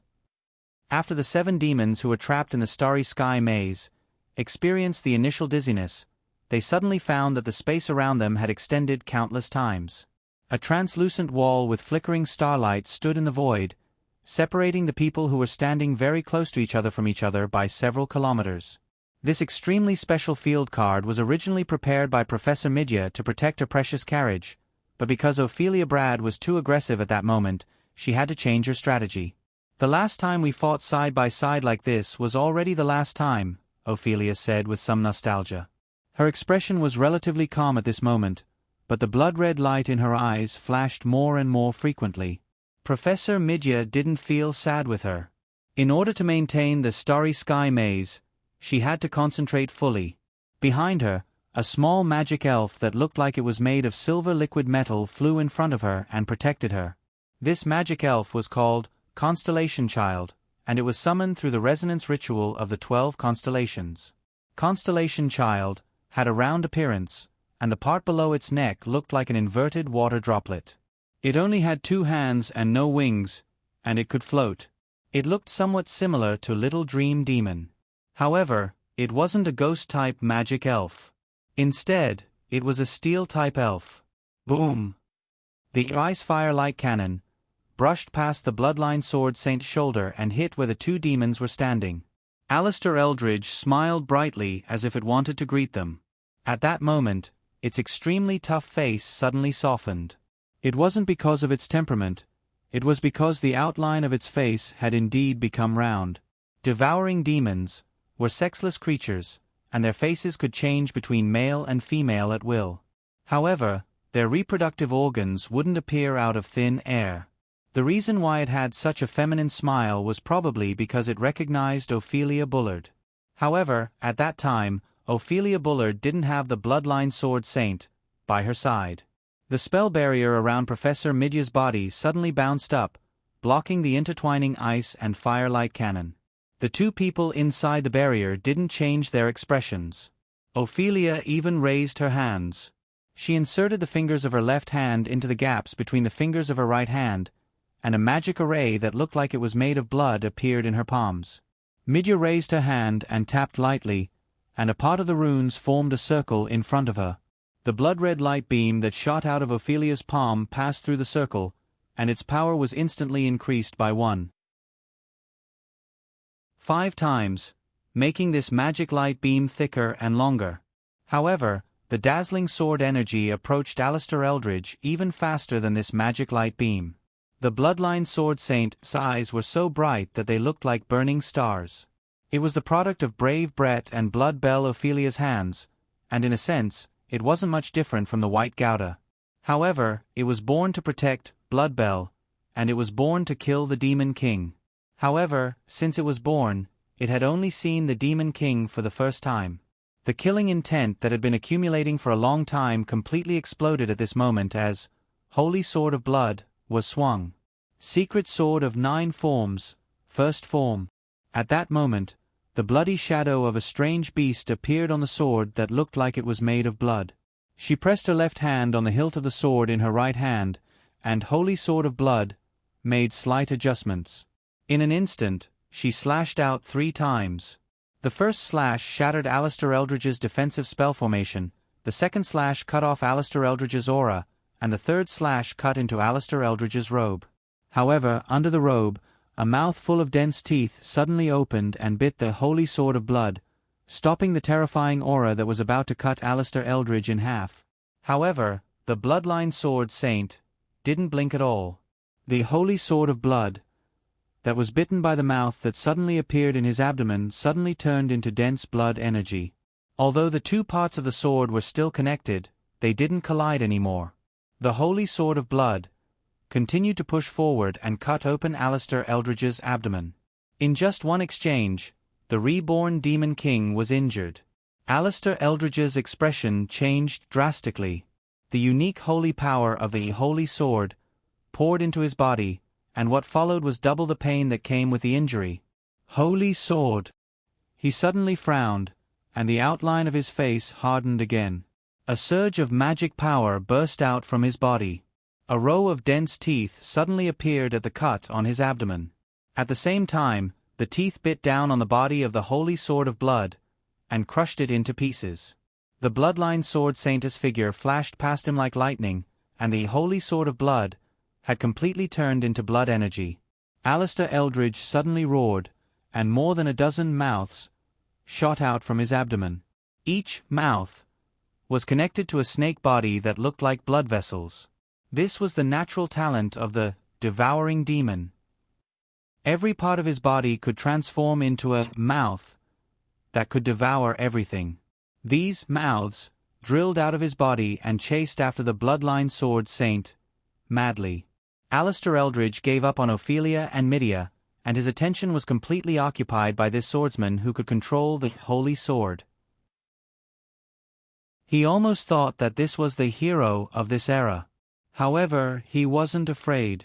In fact, when he started this rescue operation, he had already made all the preparations to face a powerful enemy. How could an enemy who could capture number 1 be simple? It seemed to make sense that he had the power of the hero. Freeze! A dignified old voice suddenly sounded behind him. Lich, Ian Tuttle's spectral eye became slightly clearer, and the big eye at the tip of the staff suddenly stared at the blood shadow that was about to flash over. An invisible force instantly formed, crushing over from all directions and freezing the blood source sword saint's body in place. This moment of stagnation allowed Alistair Eldridge's mouths to catch up to him. Before the bloodline sword saint could react, several holes were bitten on his back. However, he didn't feel any pain, and he didn't even feel numb or itchy. His absolute control over his body made him feel lighter in that part of his body. At this moment, the magic light shot out by Ophelia Blood approached Alistair Eldridge. However, Alistair Eldridge casually waved his hand and knocked down the magic light. The skin of his right hand turned pitch black in an instant, like a black stone. This series of battle happened in a very short period of time. Alistair Eldridge's abdomen was injured, but it wasn't serious. The Bloodline Sword Saint's body was frozen, and it was about to be devoured by Alistair Eldridge's mouths. In front of the carriage, Ophelia Blood's lips moved quickly, and a magic card in her hand quickly lit up. A thick blood light immediately appeared on the Bloodline Sword Saint's body. In the next moment, he broke free from the spectral ice freezing effect and was teleported in front of Lich Ian Tuttle. Their faces were almost touching, and their vision was pulled to the extreme in an instant. Ian Tuttle couldn't react at all, but the Bloodline Sword Saint was very familiar with this. He pushed his palm toward Ian Tuttle's waist without hesitation, and the holy sword of blood transformed into a sword tip in his palm. In an instant, the sword tip broke through Ian Tuttle's defense and pierced his entire waist into pieces. Then, the thick blood light on the Bloodline Sword Saint's body flashed again, and the Bloodline Sword Saint's body was teleported again and again. The Bloodline Sword Saint was teleported 3 times in a row, and he was instantly out of danger.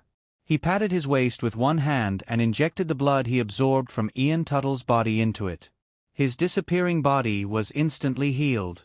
However, Alistair Eldridge turned around at this moment and reached out his hand to take out the Bloodline Sword Saint's flesh from his mouth. He slowly kneaded it into a small person in his palm. The Bloodline Sword Saint's expression changed drastically. He immediately flipped his right hand and formed the Holy Sword of Blood again. His expression was very serious as he made a slashing gesture toward the void in front of him. Secret Sword, 3rd Style. A water-like brilliance gradually condensed on the sword, and insect-like strange beasts wriggled in the light. The Holy Sword of Blood slashed down at an extremely slow speed, and then it froze in the air as if it had encountered an obstacle. Alistair Eldridge reached out his finger and pointed at the small person made of flesh in his palm. With a smack, the small person's head was crushed into a bloody pulp. The Bloodline Sword Saint sensed something, and the power in his wrist instantly exploded, shattering the invisible obstacle in the air. Crack! As if something like glass shattered in the air, a drop of blood appeared between the eyebrows of the Bloodline Sword Saint, and dripped down the bridge of his nose. However, the instant death curse that was triggered by the Bloodline Sword Saint had been destroyed by the Bloodline Sword Saint. Ha! A surprised expression appeared in Alistair Eldridge's eyes, and the skin on his forehead quickly wriggled. A lightning-shaped horn pierced through his skin and was exposed. Then, without any warning, a muffled thunder sounded in the sky, and a lightning pillar shot down from the Bloodline Sword Saint's head. If this lightning pillar hit him, he would instantly be turned into charcoal.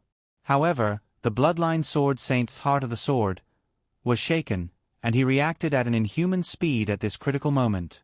Secret Sword, Wanton Style. A dragon snake-like sword light shot out from the Holy Sword of Blood, and bit at the lightning pillar that was descending from the sky. The two energies collided in the air, and the electricity scattered in all directions. After the Blood Sword Saint took a deep breath, he quickly adjusted his breathing and returned to his calm state. He slowly adjusted his pace, and the blood wings on his back suddenly vibrated, giving him an explosive speed.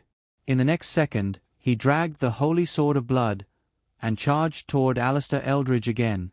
Alistair Eldridge's expression became more and more serious. This swordsman with the power of the Holy Sword was more difficult to deal with than he expected. If it was under normal circumstances, he wouldn't mind spending some time to deal with this swordsman. However, this situation was special, and he had to break through the defense of the carriage before the people on the western wall arrived. He had to capture the person in the carriage. At that moment, Alistair Eldridge had a flash of inspiration, and he suddenly realized that he had made a mistake in his thinking. The person who was supposed to be hiding in the carriage had clearly walked out and was standing at the front of the carriage. Alistair Eldridge's eyes suddenly skipped over the Bloodline Sword Saint and Blood Maiden, and looked at Professor Midya, who was dressed in black and purple. He almost immediately realized that this was the person he was looking for. Pfft, he actually took the initiative to come out. I've been underestimated. Alistair Eldridge raised his hand and pressed his forehead, pushing his bangs up.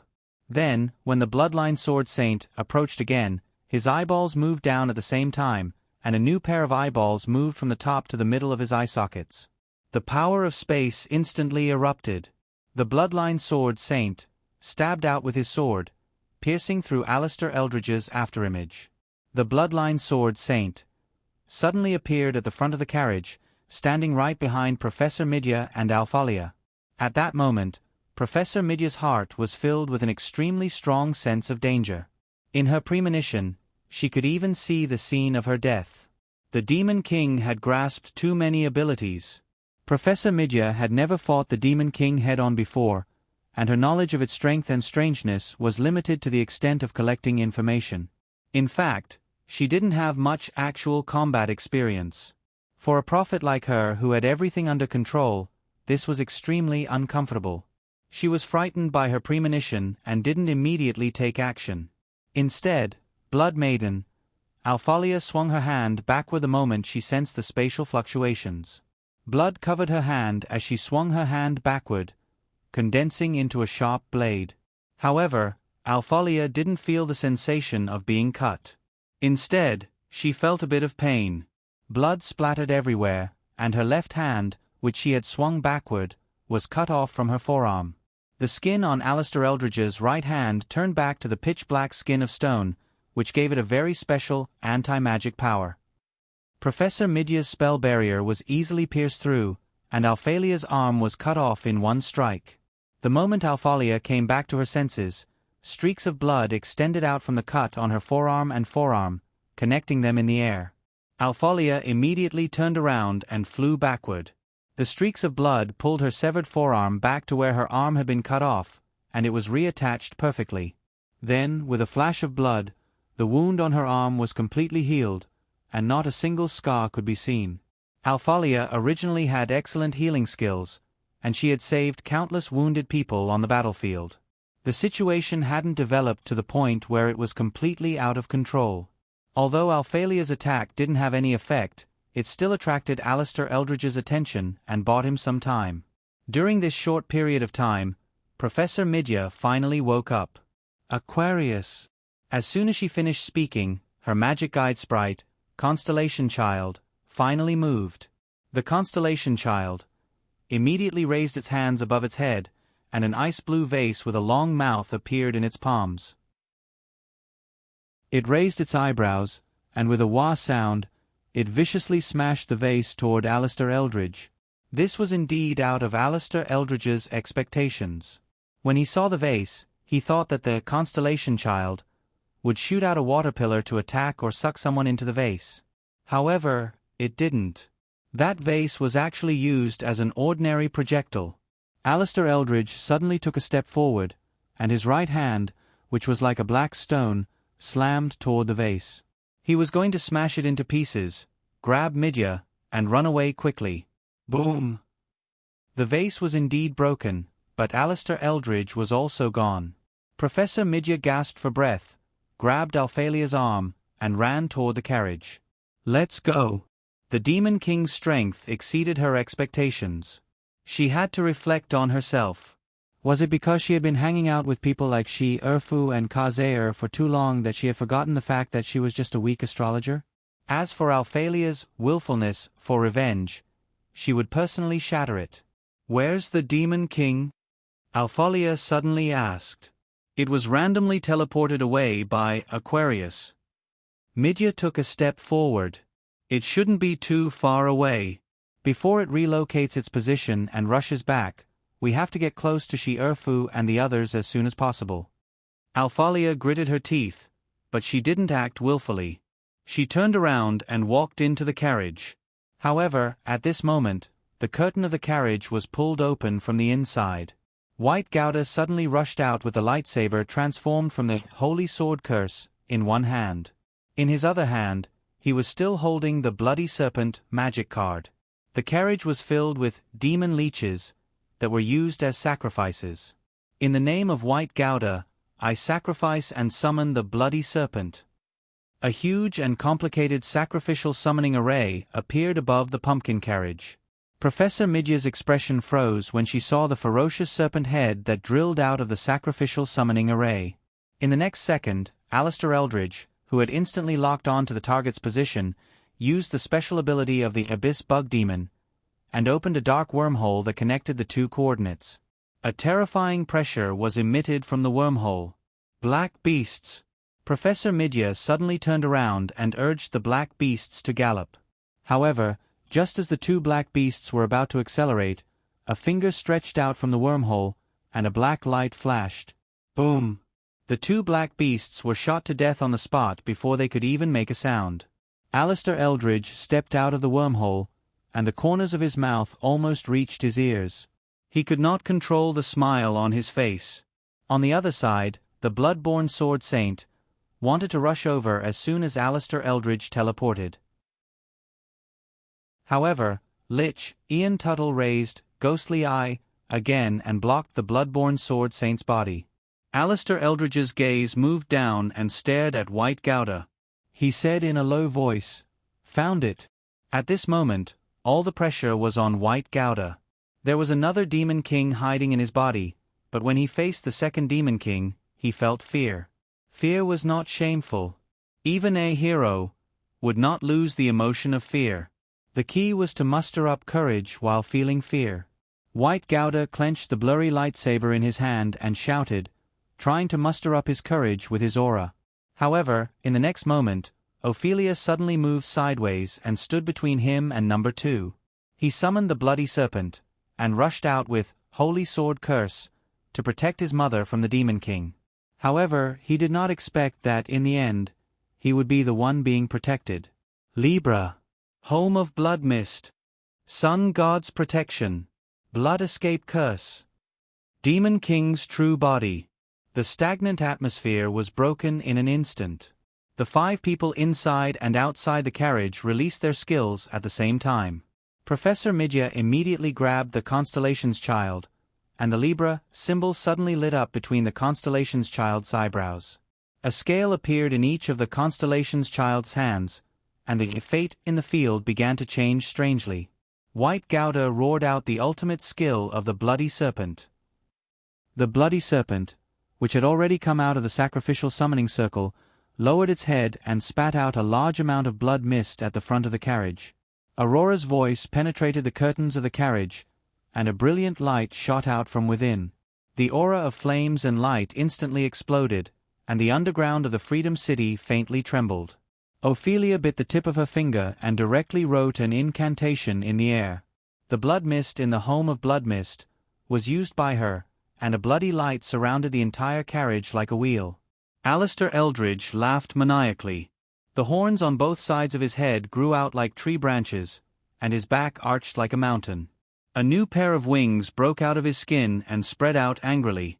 A terrifying demonic aura erupted from his body. He opened his arms, and the fingernails on his 10 fingers grew longer and sharper. His already tall body unknowingly swelled to twice its original size.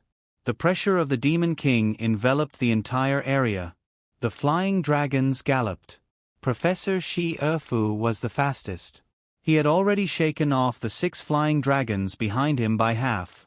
Suddenly, she abruptly raised her head and saw a demonic aura soaring in the pitch-black night sky. Dark clouds gathered and rolled like angry waves. Her face instantly froze into ice, and she turned into a storm and rushed forward, increasing her speed sharply. Slightly behind her, Dake Dimming, who was riding on a flying dragon, raised his head at the same time. On both sides of him were the Baluto, the multi-headed dragon, and the young green-eyed dragon that had been released from the fusion. These 2 magical spirits were very powerful, but he would not recklessly think that they could fight against the Demon King just by relying on them. He hoped that he was only here to make up the numbers, but at this moment he had to think carefully. What could he do in this situation? As the distance between them got closer and closer, Alistair Eldridge unreservedly released the pressure of the Demon King, which obviously had a negative effect on the wyverns. Except for the wyvern that Dake was riding on, which was transformed from magical beast, ever-changing monster, and was not affected, the other wyverns were all frightened, and their flying speed instantly slowed down. However, the soaring demonic aura also made everyone realize that the carriage must have fallen into a dangerous situation. Professor Cheong-si could no longer care about protecting the wyvern under him. He only gave it an order to continue flying forward. Then, he immediately jumped onto the back of the gigantic mechanical god, and bent his knees in a half-squat. Electric currents immediately flowed on both sides of the gigantic mechanical god, creating an even stronger propulsion force and increasing its speed sharply. On the other side, City Lord Montefiore directly jumped into the sky. Flames burned in her eyes, completely igniting the bloodline power of the Sunchasur giant, causing her long hair to truly turn into flames. The flames climbed onto her entire body and quickly condensed into a flame crystal armor. The flames rose. Her entire body was engulfed in flames, and she turned herself into a fire arrow and shot toward the place where the demonic aura was soaring into the sky. On the other three wyverns, Sister Kalyen had a pair of angel-like wings on her back. However, she didn't throw off the wyverns like Professor Cheong-si and City Lord Montefiore did. Instead, she continued to fly on the wyverns. On the other hand, Olga and Angra naturally placed the safety of Dake as their top priority. They were slightly behind, but they were also quickly approaching. On the other side of the carriage, the situation changed quickly. It seemed that every minute and every second was different. The Blood Origin Sword Saint finally used 9-style secret sword to cut open the invisible force that was holding him in place. However, Lich Ian Tuttle had already set up Ghost Prison, and once again stopped the Blood Origin Sword Saint. Even though the Ghost Prison couldn't block the sharpness of the Holy Sword of Blood, the Lich Ian Tuttle was able to release Ghost Prison after Ghost Prison at a rate of 1 per second like a Matryoshka doll. The face under the mask was probably smiling. Although the Blood Origin Sword Saint had the Holy Sword Curse, he was still a little weak in front of Ian Tuttle. Unless the Holy Sword in the Blood Origin Sword Saint's hand was a real holy sword, Ian Tuttle might be afraid. However, this old guy obviously didn't want to put in too much effort. When heroes were forced into a desperate situation, they could always explode with unimaginable power. All of the former higher-ups of the demon race had suffered many losses because of this. On the surface, Ian Tuttle was loyal to the will of Demon King No. 2, but how could the world be more important than his own life? If Alistair Eldridge wanted to achieve his personal goal, then Ian Tuttle would let him do it. As for Ian Tuttle, this old lich would just go along with him. On the other side, the Blood Mist Village, released by the Bloody Serpent, didn't even last half a minute before it was shattered by the soaring demon energy. The Constellation Child's left scale seemed to have cracked due to the excessive pressure, but it didn't shatter. The Sun God's protection was successfully released. Aurora's flaming sun elf flew out of the carriage and released a ball of light that surrounded the carriage like a sun. Ophelia's blood escape curse was interrupted halfway due to the space around it being locked by the Demon King. Blood flowed out of Ophelia's mouth. As Alistair Eldridge laughed more and more wildly, he reached out his hand and grabbed his only target, the White Gouda. Although Ian Tuttle didn't know why No. 1's breath was so weak and why No. 1 was sealed in the body of this green-hat young man, Alistair Eldridge didn't need to know the reason. He only needed to capture this green-hat young man. If he couldn't capture him, then he would crush him. As long as he crushed him, even if No. 1, who was sealed in his body, died, it didn't matter. After all, they were the immortal Demon Kings. Everything was going according to plan. Everything was under control.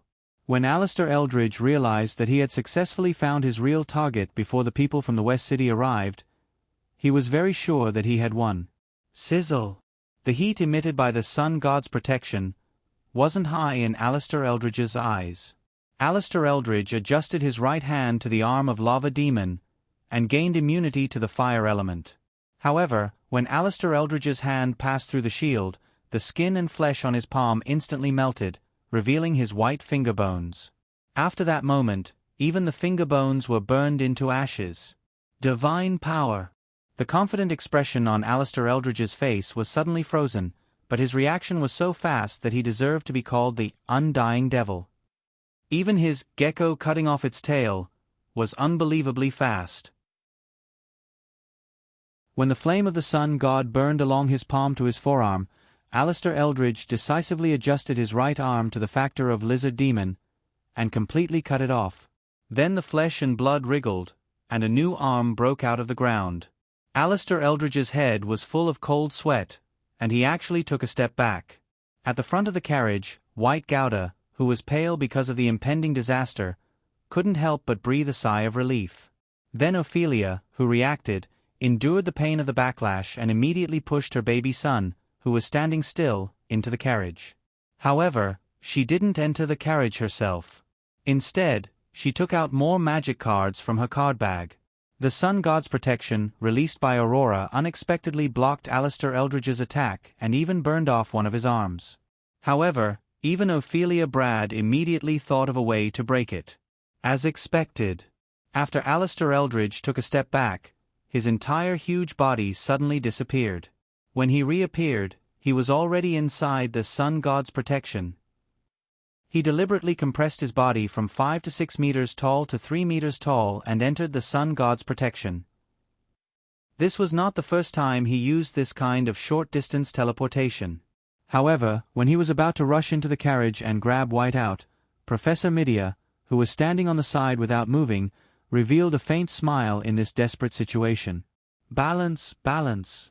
The balance scale in the constellation child's left hand was completely shattered, and the balance scale in the right hand was still intact. At that moment, dense cracks appeared on the balance scale without any warning. The balance scale in the left hand that was broken into pieces actually returned to its original state of being full of cracks. At this moment, the two scales had a new balance. The fate of both sides turned to the same degree again. The constellation child slammed into Alistair Eldridge, and the latter didn't even have the intention to resist. However, the moment after the collision, both the constellation child and Alistair Eldridge flew backward at the same time. The constellation child's body was shattered by the recoil, but before it died, the Libra symbol on its forehead released a white light that enveloped its entire body, and the cracks on its body healed at a visible rate. Alistair Eldridge's face was filled with incomprehensible shock, and terrifying cracks also appeared on its body.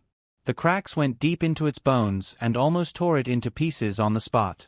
However, its terrifying self-healing ability came into play. Every piece of flesh and bone was reconnected in the process of flying backward, and even the wounds on its skin disappeared. However, Alistair Eldridge couldn't stop the momentum of flying backward no matter what, and its back slammed into the inner wall of the sun god's protection. Sizzle.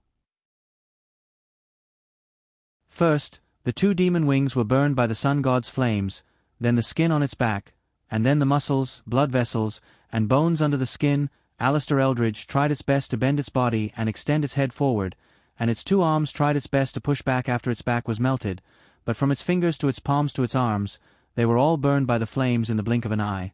Even the ashes fell into the flames and disappeared without a trace.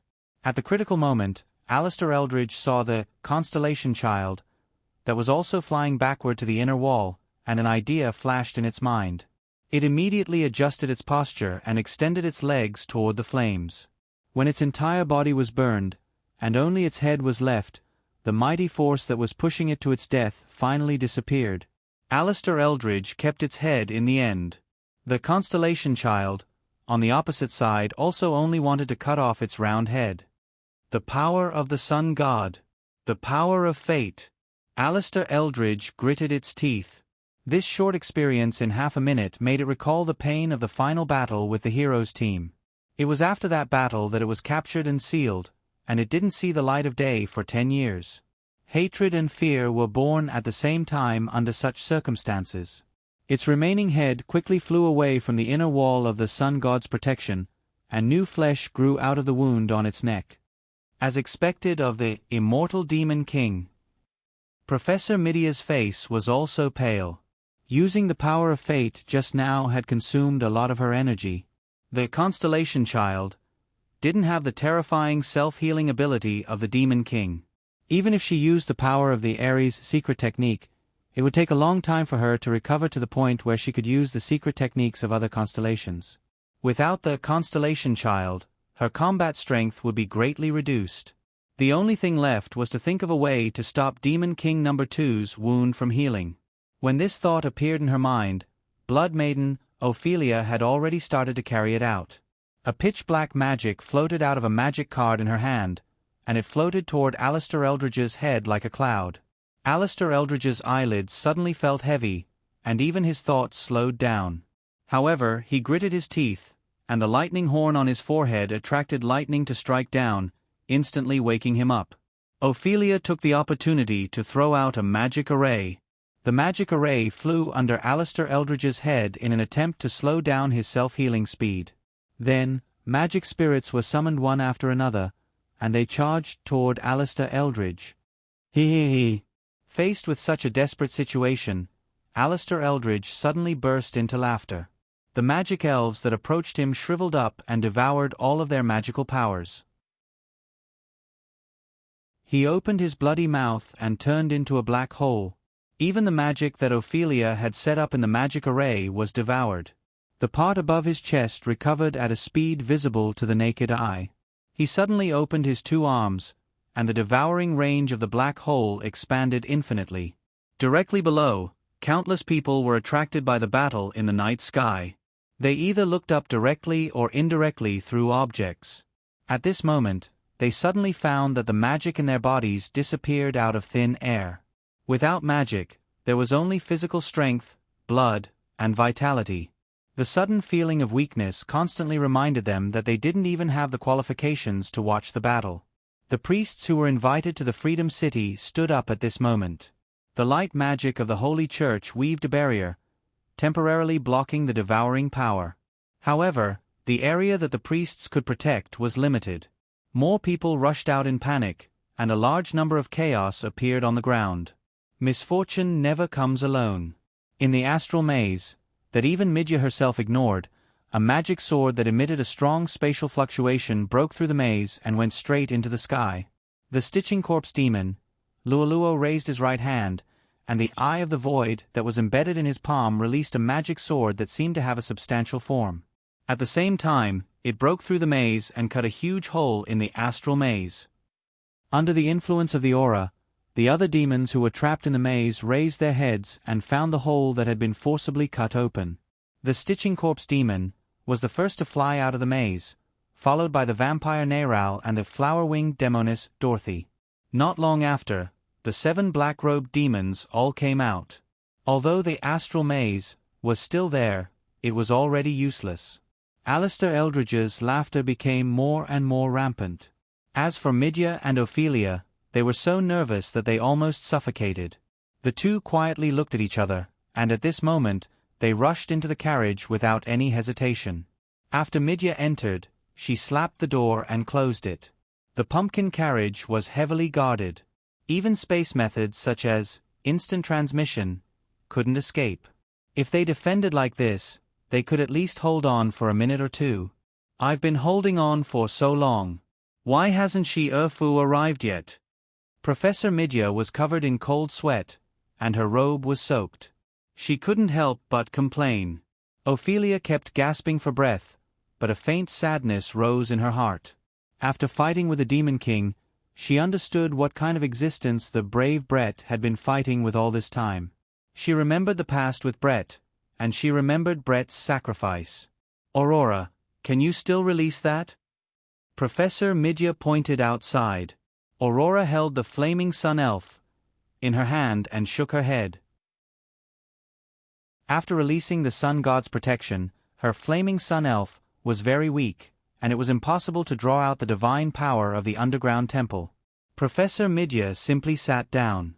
She had already felt the vibration caused by the attack on the carriage's defense.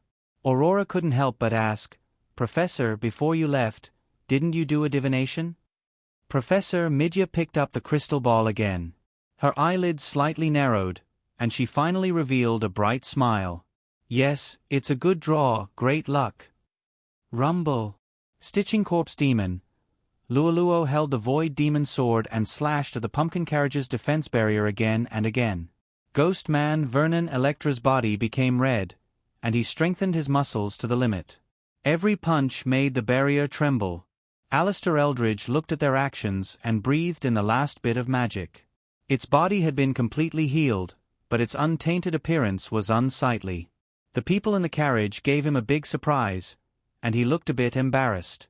However, the Immortal Demon King wasn't known for its absolute strength. Although it was still the strongest at the end of the war, it had been defeated by human teams a few times. Its strongest power was immortality.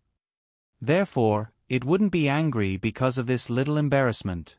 It wasn't worth it. Unfortunately, even if he maintained a good mentality, he had to admit that the best opportunity had slipped through his fingers. Amidst the ferocious night wind, there was clearly a hateful aura mixed with it. Alistair Eldridge closed his eyes, and his hands hung down. While he was familiarizing himself with this new body, he was also activating the hidden power in his complicated blood. Then, he began to layer his armor. Since the war couldn't be avoided, then let's do it. Half a minute later, Alistair Eldridge suddenly opened his eyes. His height had returned to 5 or 6 meters. The 2 pairs of bat wings on his back opened slightly, and pitch-black magic flowed along the edges. He began to chant an incantation. In terms of magic, the demon race was much more advanced than the humans. Even the recognized magic race, the elves, couldn't compare to the high demon race. But in the continuous wars, the humans had quietly caught up with the demons in terms of magic at some point in time. Even if they were only close in height, and it was an extremely small amount of individual strength, it was enough to shock the demon race. However, after the shock, they continued to do what they were supposed to do. After all, if the humans wanted to reach the so-called height, they had to pay with their lives. However, the demon race didn't need to do so.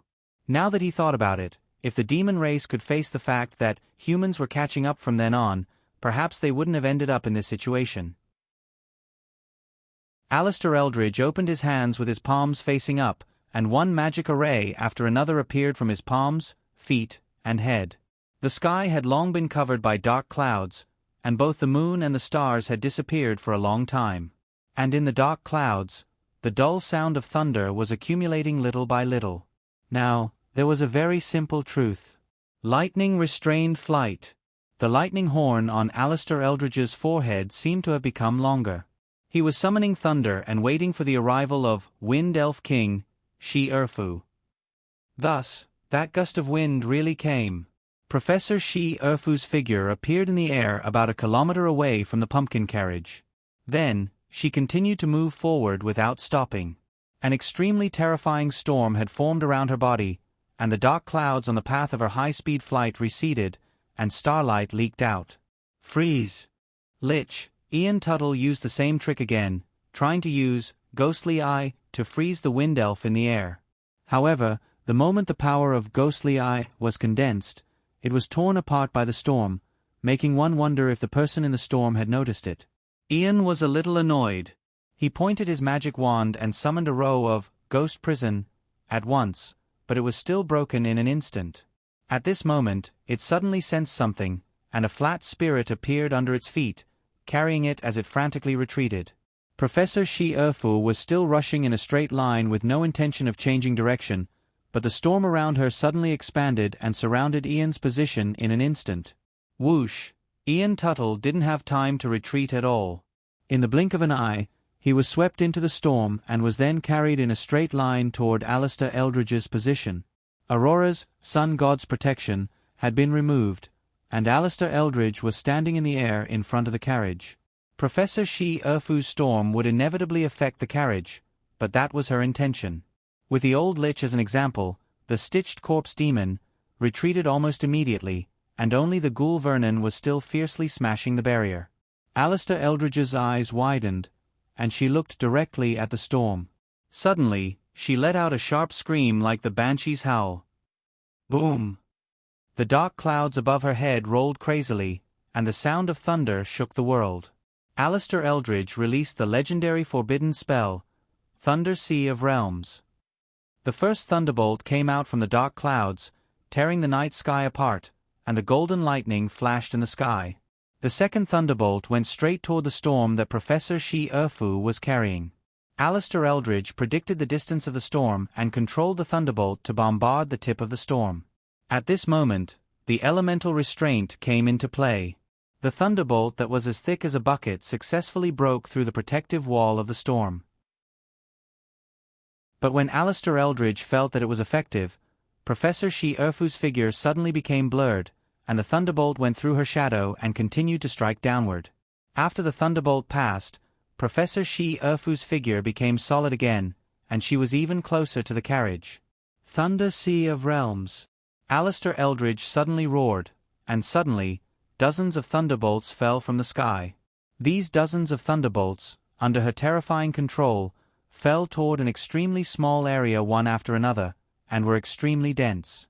The flashes of the dense thunderbolts even made the entire night sky as bright as day.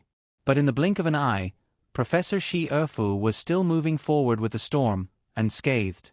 And in the blink of an eye, she was in front of her. Alistair Eldridge completely gave up control of the Thunder Sea of Realms, and countless thunderbolts fell freely. The storm came, and Vernon, who was beside the carriage, was swept into it. The edge of the storm hit the pumpkin carriage, and it was instantly sent flying. And Alistair Eldridge, who was facing the storm, was sent flying backward as if she was hit by a drill. The defense of her abdomen was broken, and blood and flesh splattered everywhere.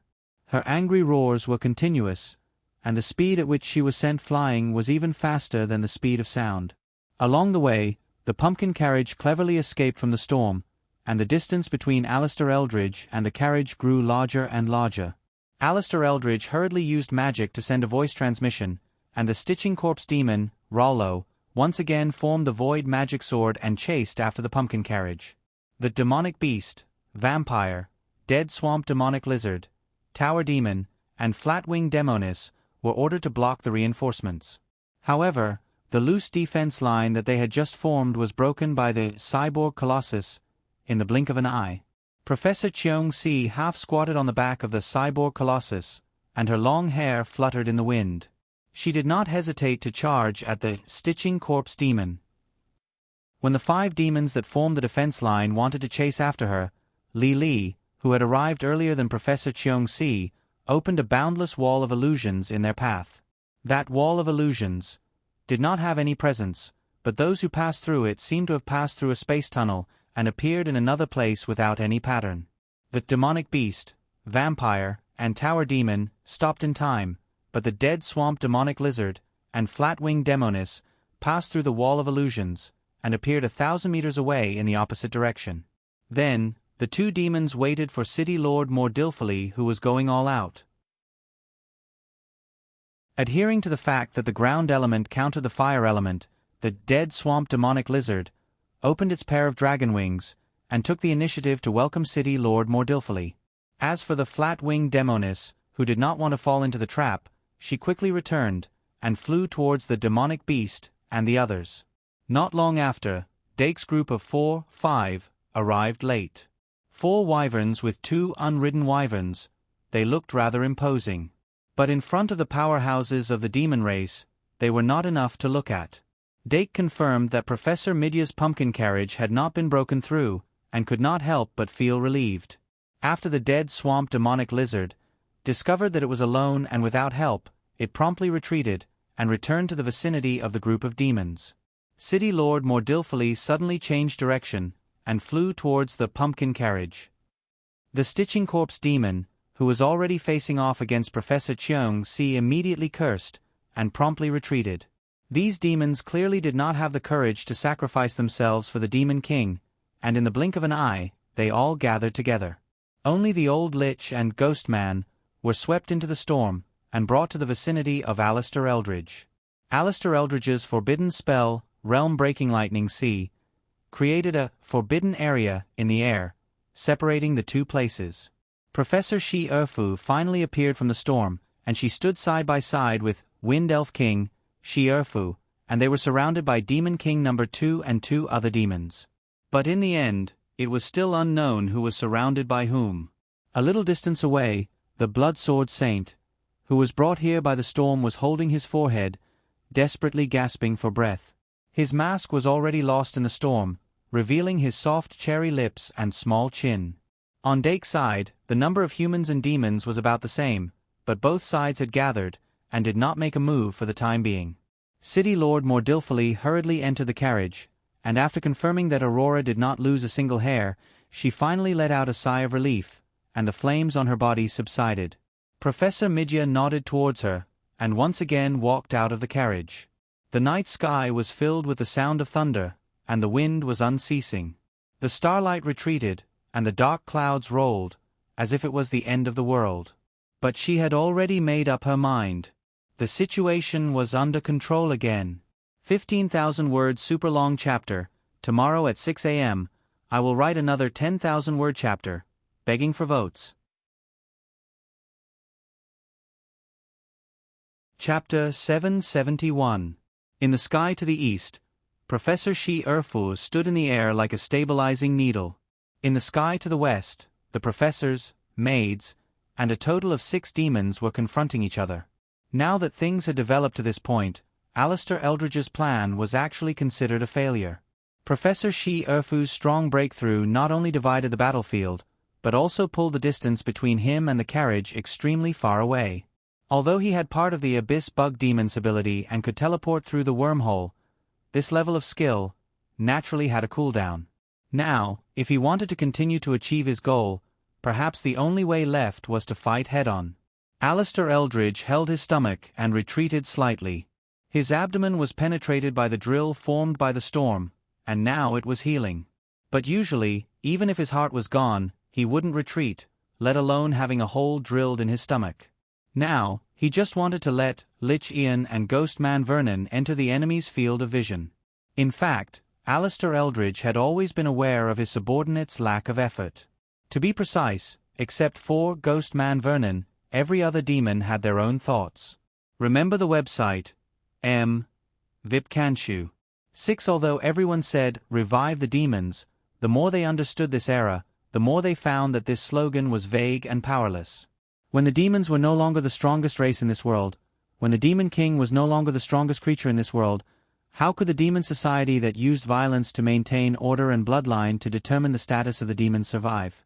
Moreover, what did the Demon King rely on to revive the demons? Was it only able to cultivate those special demons that were extinct in the past war? But weren't those demons the ones who were defeated in the war? Every time they thought of this, demons like Stitching Corpse Demon Luluo couldn't help but think, sure enough, it was more important to live. And the reason for this awkward situation, Alistair Eldridge also knew. Because those demons who were truly loyal to him and were willing to sacrifice themselves for the great revival of the demons were all killed by the Holy Church in the Demon King execution ceremony in the middle of the year. Therefore, this group of demon subordinates, including the former elder Lich, all lacked loyalty. Only Ghostman Vernon, who wasn't that smart, had always been obedient. However, those with high loyalty had their own ways of using it, and those with low loyalty had their own ways of using it. As long as they were forced up Mount X, they would naturally have no choice but to do as they wished. Just like now, as long as the old Lich was kicked to the front of the stage, it would have no choice but to fight the Wind Elf with all its might. Ancient Magic Staff, Spectral Eye. Professor Shi Erfu pointed out the origins of the wand in Lich Ian Tucker's hand the moment he saw the enemy clearly. If I remember correctly, this wand should be in the hands of the Gravekeeper of Death Canyon. Is he dead now? Lich. Ian immediately clenched his fist and said in a serious tone, "It seems that you are not young either. The old man of Death Canyon died decades ago. I bought this wand from a gravedigger." Professor Shi Erfu shook his head and said, "No matter what, it is now in your hands. I just want to say that it is useless against me." Ian Tucker's expression froze. He suddenly tilted the spectral eye, and the eyeball at the tip of the wand immediately glared at Professor Shi Erfu. The ability of the spectral eye was activated as expected, and an invisible force crushed in from all directions. However, this powerful force that could freeze the bloodborne sword saint was indeed useless against Professor Shi Erfu. Professor Shi Erfu shrugged and said, The spectral eye is a wand of the spectral element. When injected with magic, it can freeze a person's soul and see through illusions. However, as long as the strength of the soul is twice that of the user, it will be completely immune to the freezing effect. Twice that of the user. Ian Tucker slowly repeated Professor Shi Erfu's words. His face under the mask suddenly turned ferocious. You are saying that your soul is twice that of mine? I am a lich who has lived for hundreds of years. Professor Shi Erfu said, but a candle in the wind. Die. Ian Tucker was instantly enraged. The magic that had been dormant for a long time surged wildly into the spectral eye. He had indeed cast the instant death curse that he was most proud of. Seeing a huge death rune appear on the tip of the spectral eye, Professor Shi Erfu was not flustered. The essence of a life like a lich was to turn the most basic carrier from the body into the soul. Whether it was the body or consciousness, they were all carried on the soul, and a complete part of the record was cut out and stored in the phylactery. In this way, even if the body died, the part in the phylactery could quickly develop into a new body. Therefore, the body of a lich would not decay, and its consciousness would not disappear. Its lifespan was dependent on the soul and not the body. That was why every lich would make tempering the strength of the soul a daily routine. For Professor Shi Erfu to say that her soul was twice as strong as his, it was a direct jab to his bone, and was equivalent to insulting him on the spot, calling him trash that was inferior to an ant. Although Ian Tucker had died 32 times at the end of the war, his pride was actually quite high. It was the norm for most ancient demons. Even more humiliating was that Professor Shi Erfu was not exaggerating. Her soul was indeed twice as strong as Ian's. That made Ian Tucker even more furious.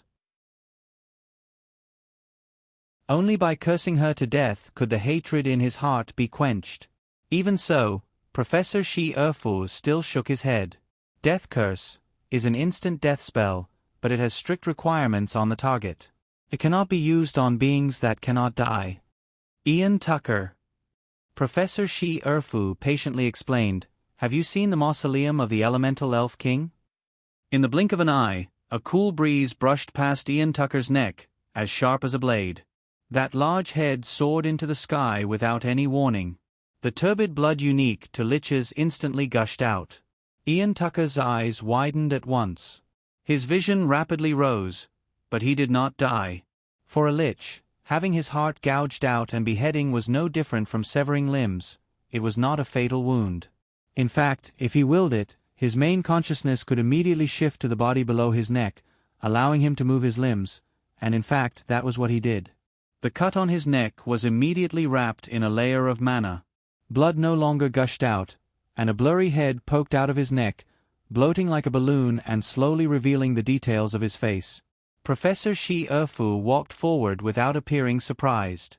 Wind Elf King, Shi Erfu, who had a pair of thin wings behind her, hovered a little higher than her and followed. Without any gesture, wind elements suddenly surged from all directions.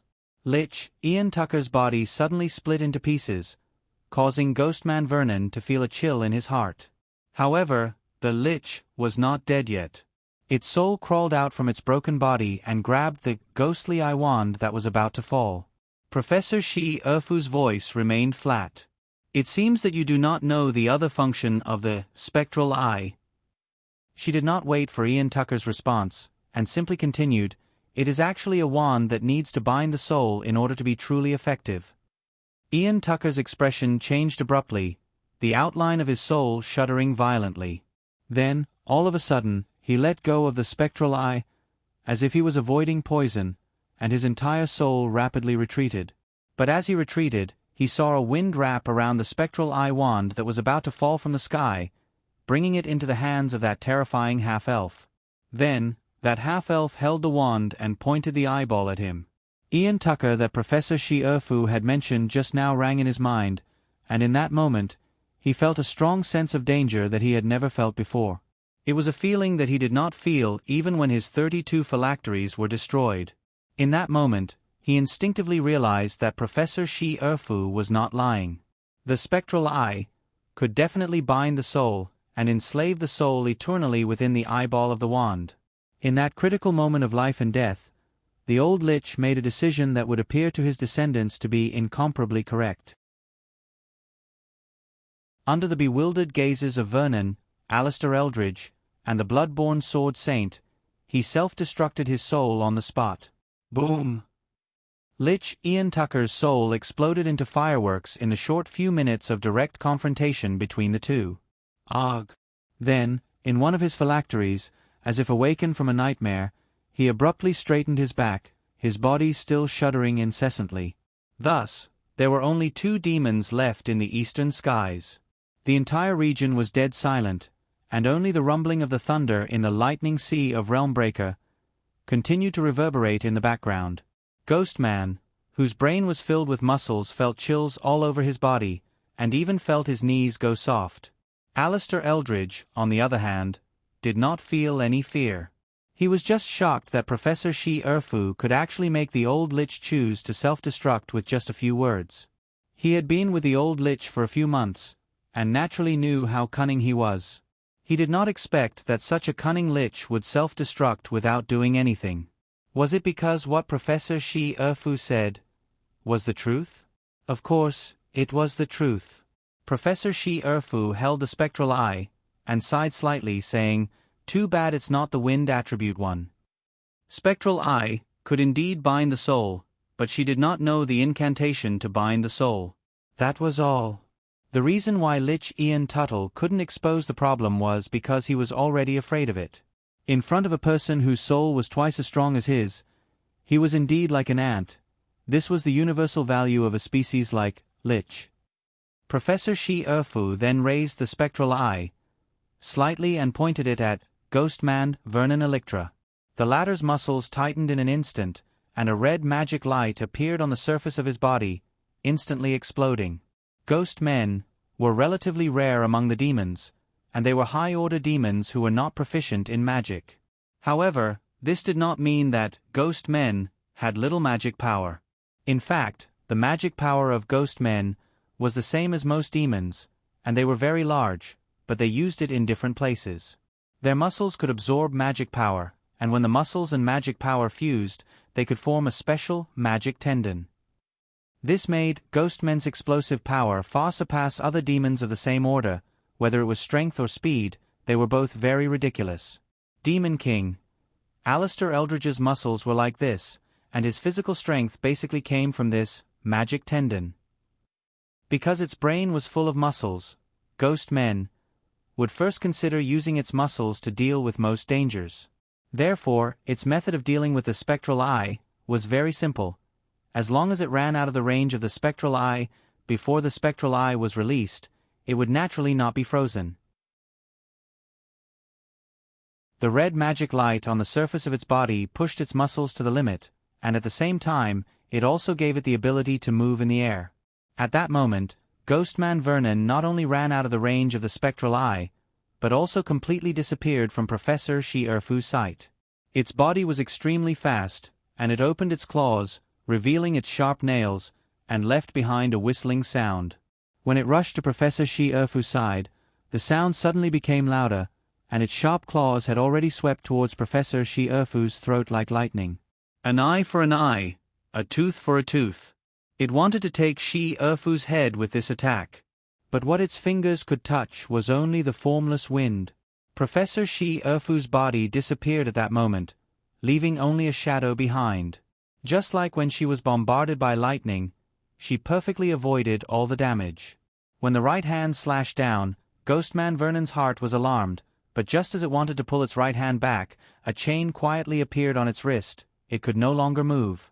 Wind Elf King Shi-Erfu lowered its head and looked down, and a faint sneer appeared on the twin face of Professor Shi-Erfu. Its fingers moved slightly, and Ghostman Vernon's right hand suddenly stretched out countless chains and rushed towards its whole body. Once its whole body was bound by these wind chains, even Ghostman would not be able to break free. Just at this moment, lightning suddenly struck down like a knife. Professor Shi-Erfu and Wind Elf King Shi-Erfu suddenly moved to the side and dodged this sudden lightning strike. However, the wind chains released by Wind Elf King Shi-Erfu were all cut off. Therefore, Ghostman, who had escaped, immediately showed a ferocious expression. Instead of retreating, it rushed forward and attacked again. Almost at the same time, a black shadow shrouded them. Alistair Eldridge, whose abdomen had recovered, appeared above Professor Shi Erfu. His right hand, which had turned black, slammed down heavily, and in the blink of an eye, it broke the flowing wind around them. Alistair Eldridge could watch Lich Ian Tuttle self-destruct and die, but he could not watch as Ghostman, who was loyal to him, was killed. Now, when he attacked, it was a thunderous strike. The anti-magic power from the Black Rock clan could make elementalized elves have nowhere to hide. Although Professor Shi Erfu's elementalization seemed to be more special, it was still the same. As long as the elementalization did not change, it would be restrained by the anti-magic power. However, at this moment, he had almost forgotten that the person standing in front of him was not just a simple elf user, but a senior mage. Professor Shi Erfu suddenly raised the magic card that he had prepared earlier. Layers of spears appeared from the magic array and attacked with pure physical attacks. Alistair Eldridge's palm strength was extremely heavy, and it shattered the spears that were attacking him. However, Professor Shi Erfu had enough time to react. Her figure and Wind Elf King, Shi Erfu, disappeared without a trace. At that time, when the Lich's soul self-destructed, Alistair Eldridge gave the 6 black-robed demons in the sky to the west a compulsory order to break through the humans' defense line and kill the White Gouda in the carriage. Although these 6 demons did not contribute much during normal times, under the Demon King's strict order, they could not openly rebel. They looked at each other, and their faces became serious. They knew that today's matter could not be avoided. Demonic Beast, Tanya Alastun was the first to make a move. Wind Elf King, Shi Erfu, was not here, so the Thunder Rock in his hand could be used. After all, he was a demonic beast. It was reasonable for him to control his demon beast to attack from afar. There were even remnants of the Starry Sky Maze on the back of the Thunder Rock. It flapped its wings fiercely, and a storm arose. Lightning flashed on its wings, and it was extremely fierce. The demonic beast quickly hid, and the Thunder Rock flew toward the carriage under its command. There were 6 wyverns in a row in front of the carriage, and 5 of them were immediately intimidated by the Thunder Rock's aura. When the Thunder Rock sensed the existence of these weaklings, it was overjoyed. Finally, it found a target to humiliate.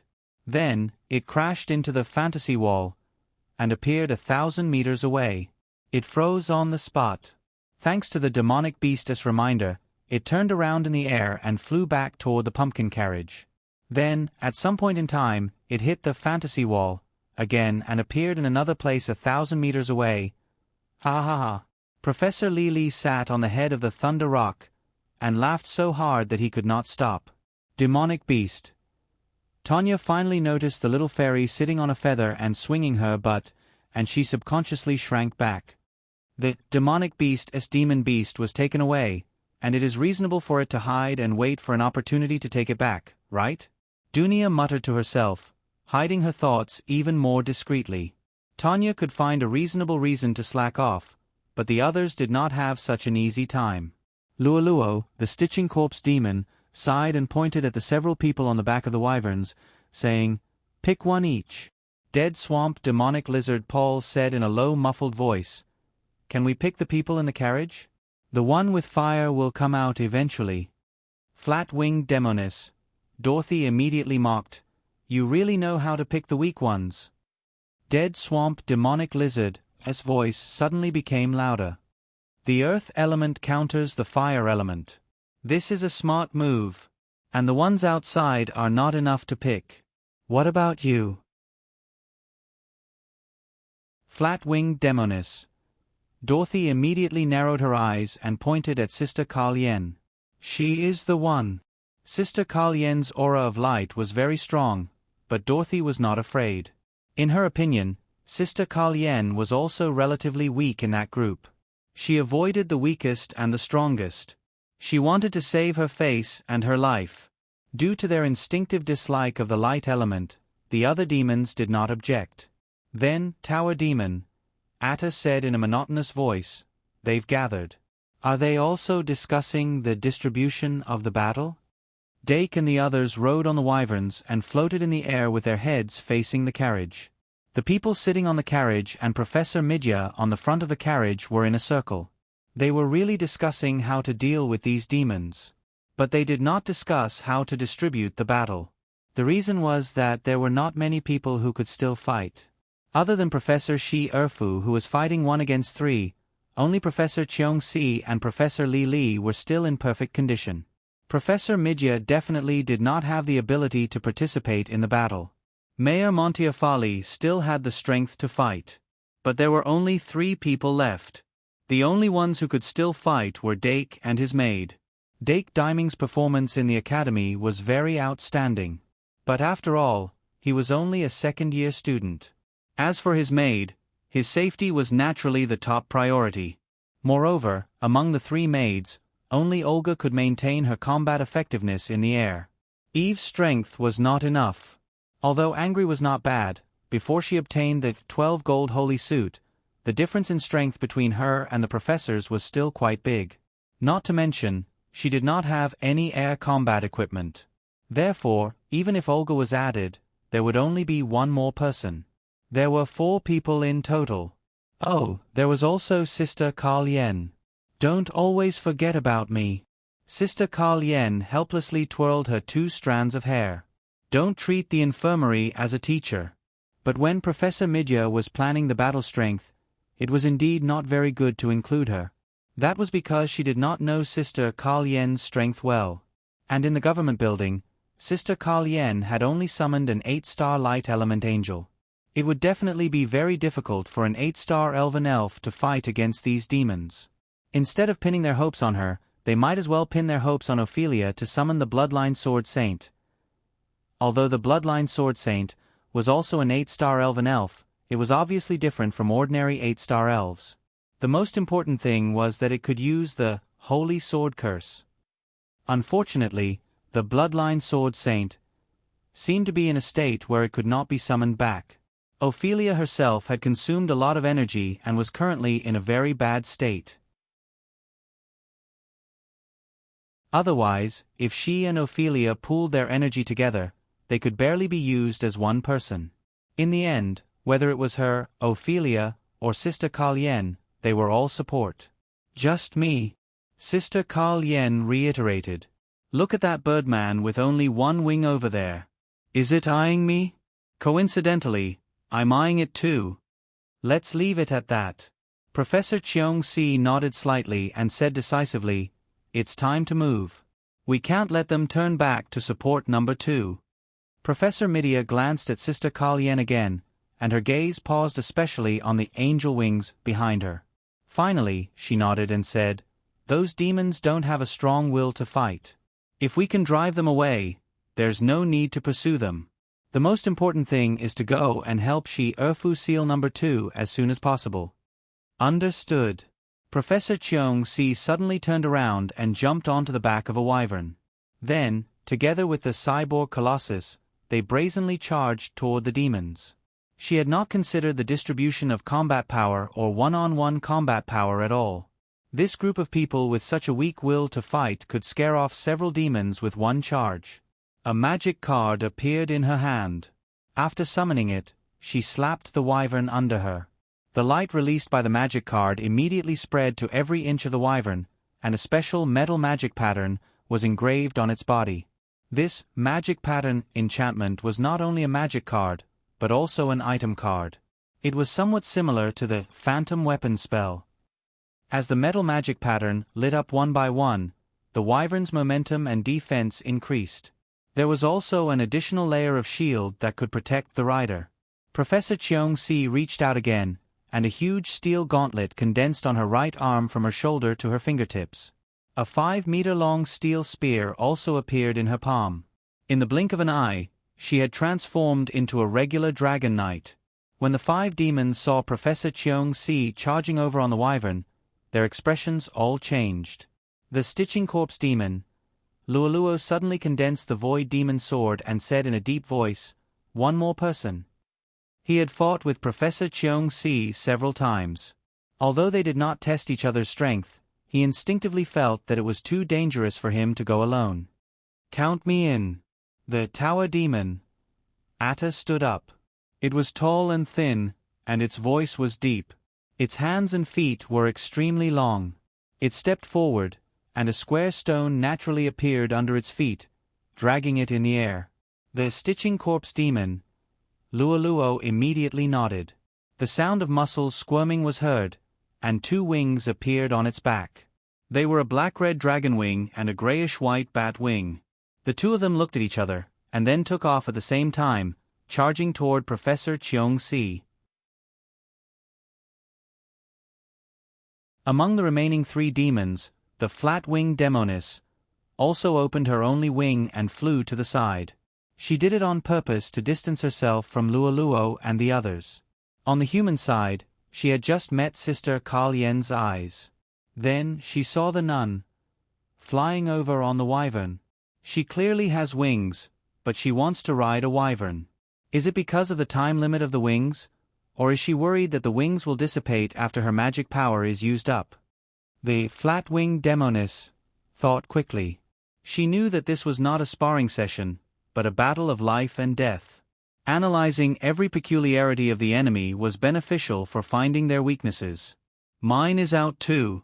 The dead swamp demonic lizard opened its dragon wings and rushed out. City Lord Montefiore had already walked out of the carriage. They were about to continue the battle that had stopped halfway. In the blink of an eye, the vampire Naylor Vlad realized that she was the last person. She was once the daughter of the Vlad family, but now she was just an ordinary vampire who survived. She relied on the blood slaves in the manor to make a living. Occasionally, she would disguise herself as a human girl and wander around the small towns without churches. If it wasn't for the wave of search brought by the Demon King execution ceremony, at the end of the year, she would still be living an ordinary life. She was finally the daughter of the Vlad family. Not long after she fled here, Alistair Eldridge brought people to find her. She had no choice but to submit. So, who is my opponent? Will it be her? Naylor's gaze finally landed on Ollie. This lady in a maid uniform had a unique temperament. Naylor seemed to have some impression of her, but it was hard for her to recall. Soon after, she saw Miss Maid riding a wyvern and flying over here, with a young man with a very pleasant smell of blood. Naylor pondered. If it's 2 against 1, it's reasonable for me to lose and run away, right? Young master, let me do it. Ollie tried to sleep Dake again. That's a vampire, right? Dake changed the topic. It's okay. I'm familiar with vampires. Ollie blinked, but she couldn't say anything to refute. Help me. Dake said one last sentence and placed the moon god's soul eye on his chest. He had made a lot of preparations for this battle, but it seemed like most of the preparations were unnecessary. At that moment, he suddenly felt that the battle here was just a small one. The real battle was in the east. But since it was just a small one, was there room for him to participate? For some reason, he suddenly had an urge to do something. This urge was born when he was riding the wyvern, polymorphic monster, to fly here. Now, it was just a matter of time. If this continues, I'm going to become a domestic kitten, he said in a low voice. The moon god's soul eye on his chest lit up slightly. The shadow of the moon god came out and swayed in front of him. Go, stay behind. Oh. The shadow of the moon god's soul obediently went behind him and hugged his neck from behind. Tonight, dark clouds covered the sky and there was no moon. But he would summon the moon god and let the moon cover the sky. The gathered prayers will become a new silver moon. Turn into a shining silver moon. Armed evolution. Moon god. The shadow of the moon god's soul entered his body with a smile. The silver moon radiated from inside to outside, wrapping his whole body in the silver light. His body grew further as the silver light enveloped him. Silver-white armor appeared around his body and clung tightly to his skin. When the light faded, he had evolved into a digital beast. 15 minutes. He muttered, took out the moon god's stone again, and continued to chant. In the name of Dake Dimeng, I summon the Moon God Stone. He pressed the Moon God Stone, that appeared into the heart protection mirror on his chest. Then, a dazzling silver radiance erupted from the heart protection mirror, engulfing his evolved body once again. The silver armor that he had just put on separated from his body and floated in the air again. The armor on his head changed into the shape of a tiger. After putting on the armor, his delicate chin was revealed. Sharp claws grew out of the armor on his limbs. Every finger was like a blade. A silver-white metal tail that looked like a steel whip was pulled out from behind and whipped the air fiercely. He evolved from the Moon God to the Night Tiger God. Although the Night Tiger God was only a 7-star magic fairy, under the passive buff of the God Personality armament, its magic power, attack, and defense could be increased to 4500/5000/4500. With Hypostasis +1, it had the potential of a 4th-rank 10-star magic fairy. But that was not the end. Dake then took out the single scabbard, weapon form, and quickly summoned it. Although it could not unleash the divine nature of the single scabbard, the basic effect of the single scabbard was enough to strengthen it. According to the calculation of Star Level X 300, after equipping the single scabbard, Dake's attack could reach a total of 7,100 points. After that, Dake summoned the Moon Pendant, and wore it around his neck. He placed the fairy puppet close to his body. He also prepared the Bronze Snake Lens, Laughing Mask, Underworld Soul Ring, and other magic cards. It could be said that he was fully equipped. In the end, he even summoned the adorable beast again and stuffed it into Eve's arms when she came out from the shadow. Finally, he stuffed the magician's secretary into Eve's hands. In short, everything was ready. Dake Dimming stepped into the battlefield.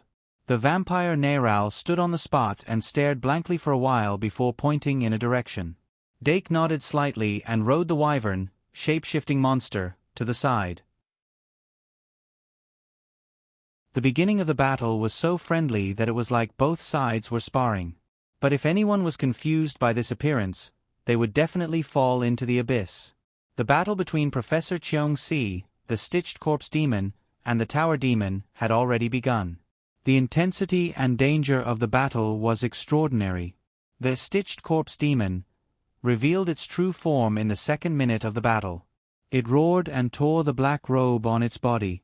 Its muscles swelled to a point that was even more terrifying than Ghost Man Vernon's. Its skeleton grew to about 3.5 meters tall, and a 3rd wing grew out of its back. The wings stood in the middle, and every one of them flowed with poison. Its skin was covered with dense sewing marks. In each of the sewing wounds, there was a special eyeball. Its hands and legs were covered with long hair, as if they were the limbs of a behemoth. The Stitched Corpse Demon, Luoluo, wasn't a pure demon. It was an alchemy creature. Before the battle, even Professor Cheong-si didn't expect it to be so difficult to deal with.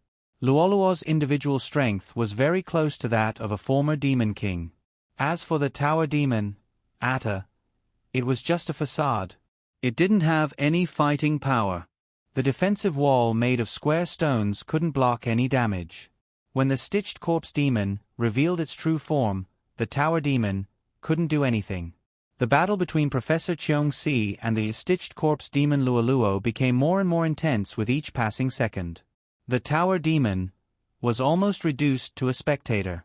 Moreover, it was a spectator that would be affected by the aftermath and accidentally shot through its chest by the light from Luoluo's eyes. Although it quickly healed its wound, it didn't have the face to watch the battle after that. It turned around and rushed to another battlefield. The battle between City Lord Montefiore and the Death Marsh Demonic Lizard affected the largest area. The monstrous flames and the floating swamp turned the night sky into a terrifying scene. The Tower Demon, Atta, passed by, and its face was covered in mud. Therefore, it decisively wiped off the mud and rushed to the next battlefield. Sister Kalyen and the flat-winged demoness Dorothy should be the weakest pair in its eyes. Well, at least, they shouldn't be stronger than it. Therefore, it quickly rushed to the other side and continued to watch the battle. Sister Kalyen opened her angel wings and summoned the 8-star angel wrapped in a square jelly. The flat-winged demoness used a large number of feather arrows as a greeting. After the two women met for the first time, they greeted each other in a friendly manner and learned a little about each other. The flat-winged demoness threw away the black robe on its body at the beginning of the battle. Its only black wing became extremely long. Although it couldn't cover the sky and the sun, it was at least 5 or 6 meters long. At first, Sister Carrion was still wondering what kind of demon it was, but this doubt was completely dispelled after it fully spread its wings. A fallen angel. As a former Grand Nun of the Saint Church, even though she had never seen a fallen angel, her intuition told her that this flat-winged demoness was a single-winged fallen angel. This fact shocked her even more than the great power that the flat-winged demoness displayed. She had cultivated in the Saint Church for so many years, but she had never seen a real angel. She didn't expect to see a fallen angel here. Perhaps the fallen angel realized that she had been recognized. The flat-winged demoness, the single-winged fallen angel, took off the mask on her face. Then, she looked at Sister Carrion with a smile and said in a clear voice, "I didn't expect to meet a core nun of the church in this remote place. Am I unlucky or are you unlucky?" Sister Carrion looked at single-winged fallen angel Dorothy Miranda's beautiful face that had black lines engraved on it. She took a deep breath and used a magic card on the jelly cube angel. A hexagram array appeared under the 8-star angel's feet. The jelly cube on its body melted like snow. "I wrote 25,000 words today. I'm begging for next month's votes, razor blades, and subscriptions. Sigh, it's useless to ask for subscriptions here. That's it. Happy April Fool's Day. There are 117 chapters left until today. I'll pay them off as soon as possible. Tomorrow's update might be a little late. Good night." A hexagram array appeared under the 8-star angel's feet. The jelly cube on its body melted like snow.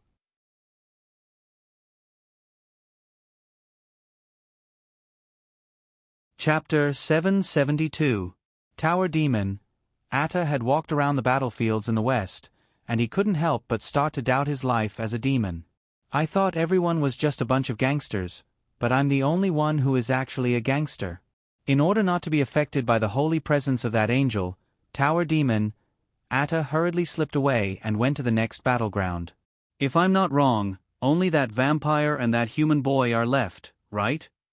Tower Demon. Atta looked from afar.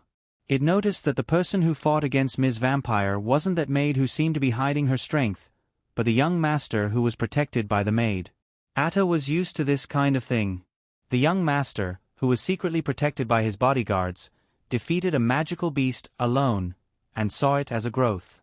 He would cut off the magical beast's horn or other parts to show his bravery.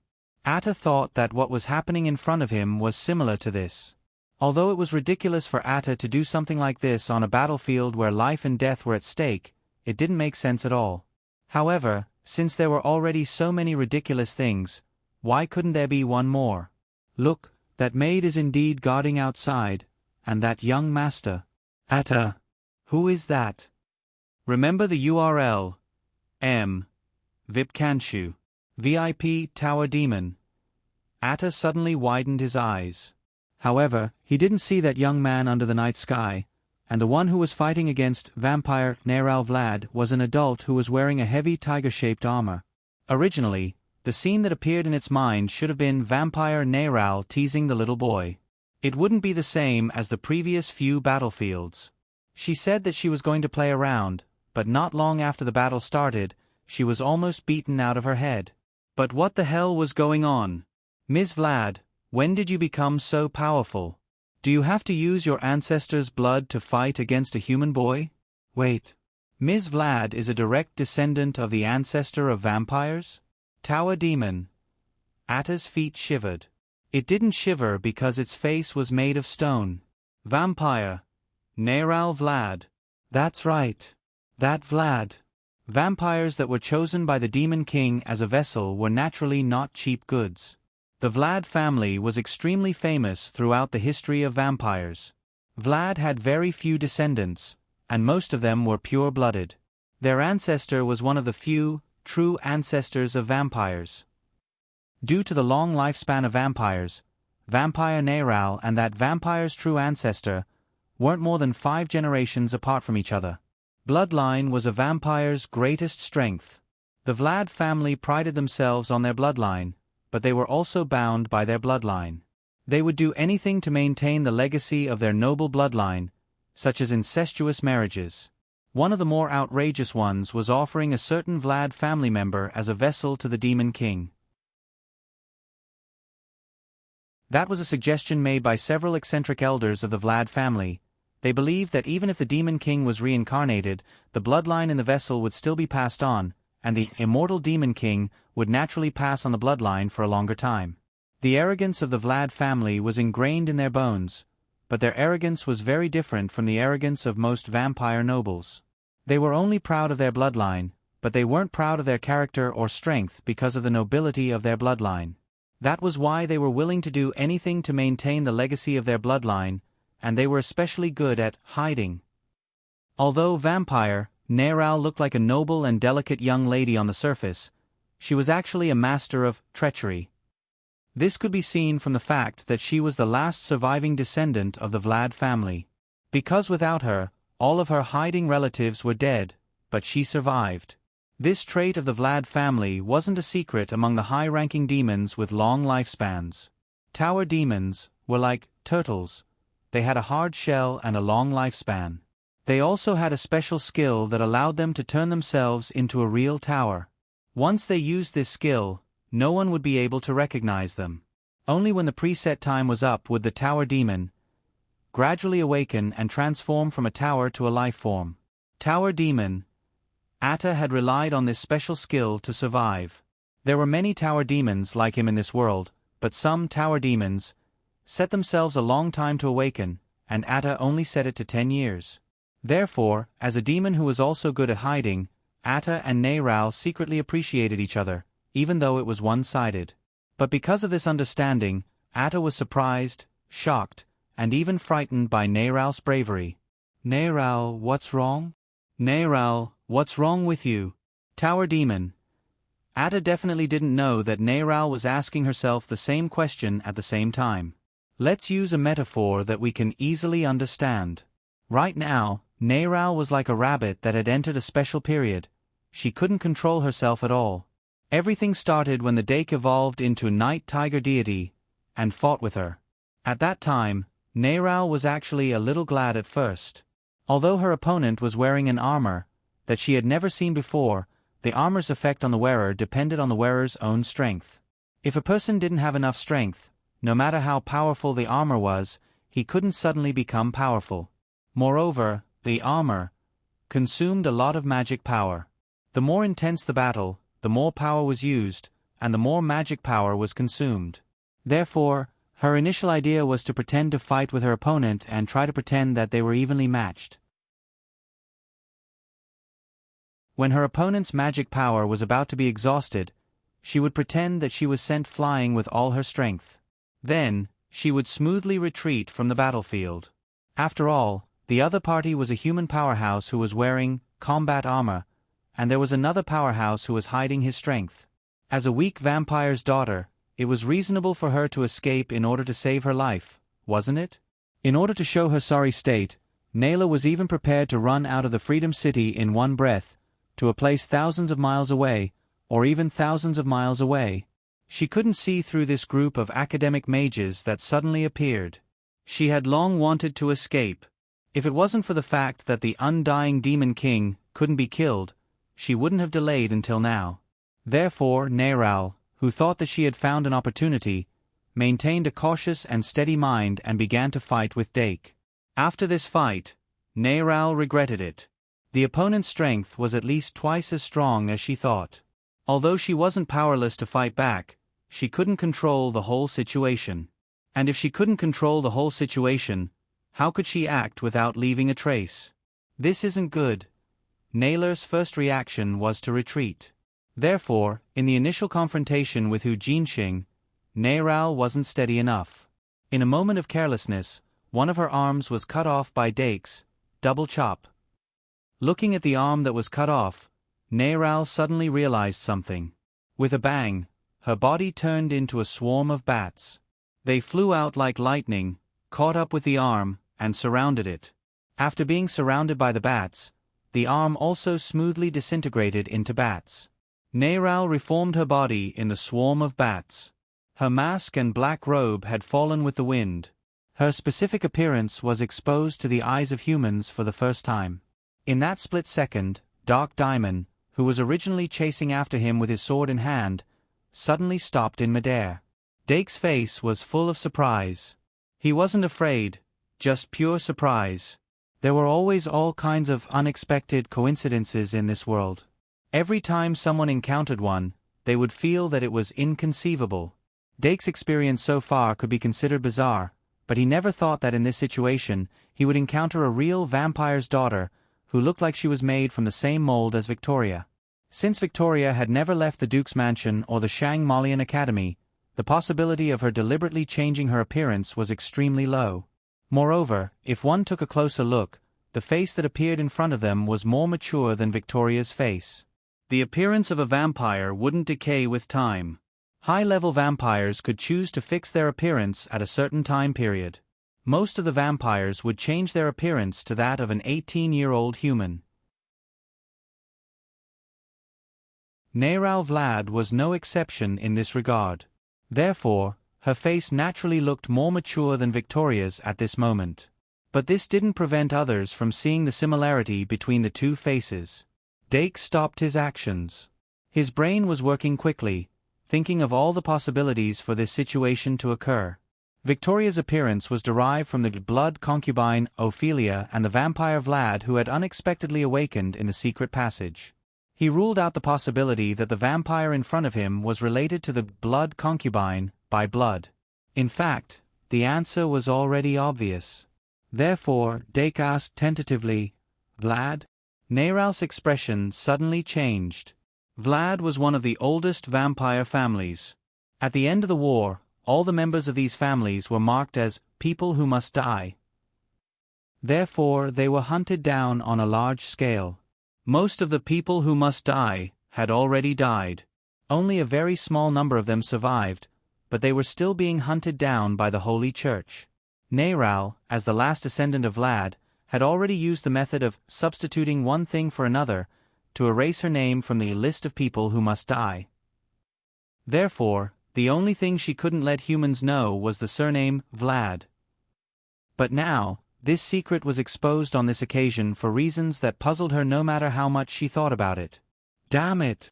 At this moment, Narrate wanted to kill the young man in front of her for the first time. But before she could think about it, the young man pounced on her with an even fiercer attitude than before. It was as if he had a deep hatred for Vlad. There was no deep hatred. She just hated it. Dake stepped on the void, and the moonlight shone on the sword. The sword light was like flowing water, drawing a bright line in the air. The sword was aimed at the chest. Narrate suddenly leaned back, but her chest was almost torn because of her excitement. At this critical moment, she raised her hands, and countless bats surged out from her palms. They quickly turned from small mosquitoes to normal size and swarmed toward Dake's front body. Then, she took the opportunity to sink down and escape from danger again. Although the Night Tiger God, which had evolved from Dake's armor, had the status of a 4th-tier monster and 3 attributes that were not inferior to 9-star and 10-star magic guide fairies, its killing moves were relatively simple. God Personality Armament was immune to most transformation-type killing moves. Moon Wheel Mirror Spin was a counterattack, but it only lasted for 30 seconds. Moon Tiger God Descent could summon Moon Tiger, but it could only last for 30 seconds. Moon Tiger Roar was very powerful, but it was obviously best to be eaten with Moon Tiger. These 4 killing moves were very powerful, but it was actually a little awkward when combined. This meant that Night Tiger God did not have any small skills that could be used flexibly. In a conventional battle of attrition, Dake could only use Single Scabbard and use his own swordsmanship to display his strength. But his swordsmanship was actually quite ordinary in front of a true powerhouse. Now, he was only able to obtain a temporary advantage because of Narate's concealment and the sharpness of the holy sword. Fortunately, he had already sensed this point, so he was always holding on to his trump card, waiting for an opportunity to kill in one strike. Since Miss Vampire wanted to act out this scene, then he would accompany her to act it out. At the end of the play, he would just die along the way. But after her identity was accidentally exposed, Naylor couldn't continue with her act. Dark hadn't considered the existence of this point and hadn't expected that Naylor would choose to leave after a few moves.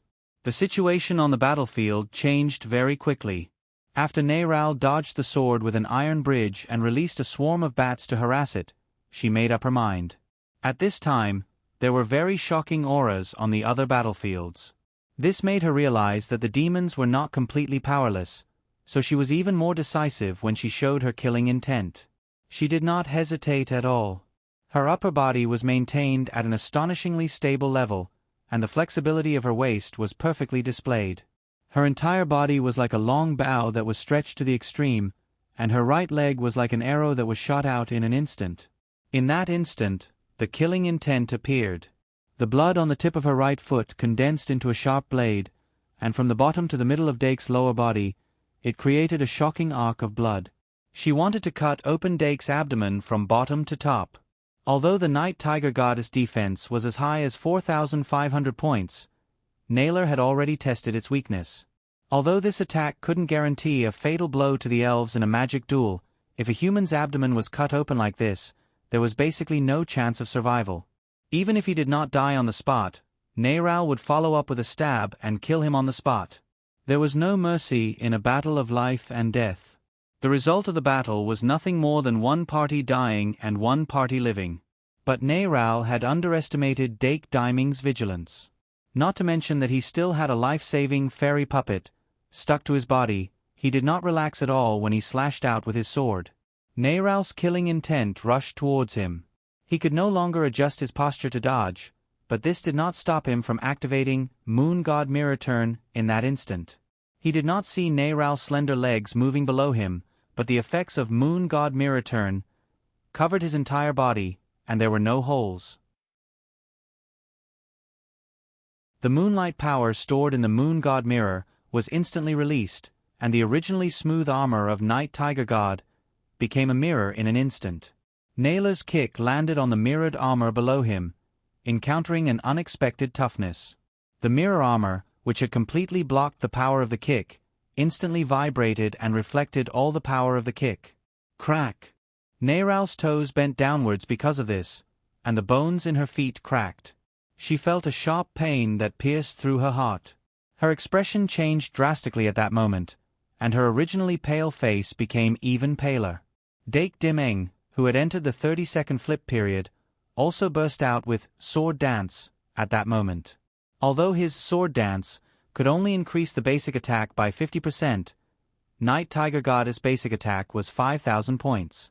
This increase caused the power of this sword to increase from 7,100 points to 9,600 points. A sword with close to 10,000 points was equivalent to the full power attack of the Rock Armor Giant Bear after Giganteized. This sword must hit.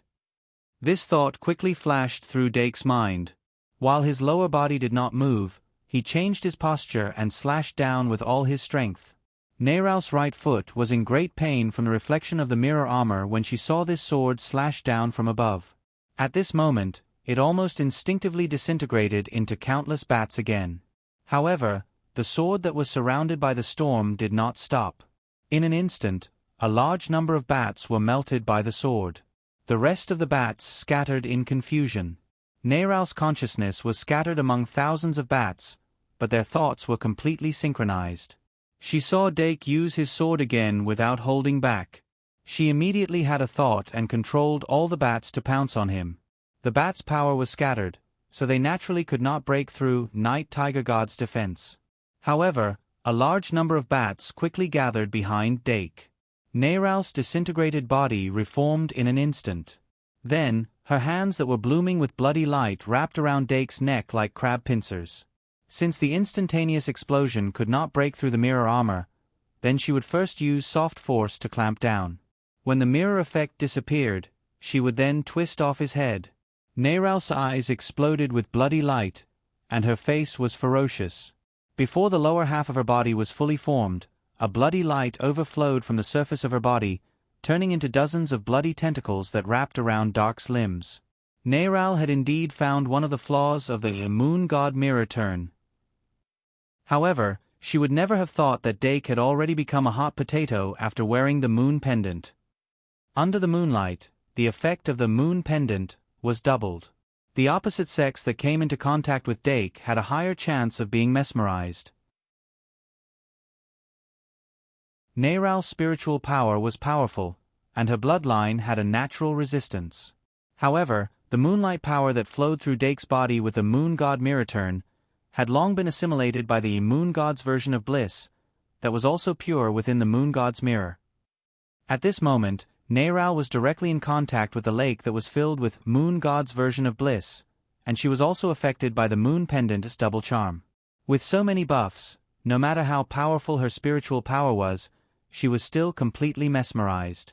Her arms went limp in an instant, and even the dozens of bloody tentacles that extended out became soft. Dake had just sensed that something was wrong, but before he could think of anything, his hand that was holding the sword quickly turned back, and his waist followed suit. The sword carried the remnants of the storm and cut open Narail's slender waist. Her skin was cut open, her muscles were crushed, and the sword pierced into her bones. She was cut in half. Puff! A large amount of blood flowed out and fell to the ground. Countless bats surged up, and each of them had a drop of blood in their mouths. The scene was extremely chaotic. The vampire's daughter, who was supposed to have pale skin, had a sickly red color on her face. She was so deeply affected by the charm that she couldn't even break free from being cut in half. However, Dark Diamond did not pant or blush. His heart was like eternal ice that did not move at all. Even when he turned around with her hands around, causing his facial features to be so close to her, Dark did not touch bliss. At that moment, he seemed to have touched a certain realm, and his understanding of bliss had deepened. The raised sword light had already mercilessly pierced Naylor's left chest. Thump! Before the sword pierced through her chest, it encountered an obstruction. As the last remaining purebred of the Vlad family, Narrate certainly couldn't fight naked. In fact, she was also armed to the teeth, but she didn't show it. Her heart was covered by the blood source heart armor, her brain hid the corpse mind heart, her blood flowed with the immortal blood that did not mix with her own blood, and her soul hid the Undertaker's secret ritual. The last foundation of the Vlad family was almost all in her body. She bore the responsibility of continuing the bloodline, and she couldn't fall in such a meaningless situation. The light of thought quickly flashed in her mind, and Naylor finally regained some clarity in her mind. She was terrified, and when she came back to her senses, she felt that if corpse thought heart wasn't hidden in her mind, she would have been swallowed by some terrifying curse. She was unable to determine what had happened to her within half a second, but she was well aware of the means to escape death.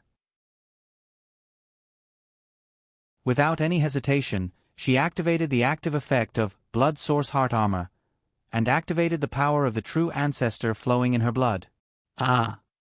Narrate completely broke free from the charm at that moment, and a thick bloody light was released from her body.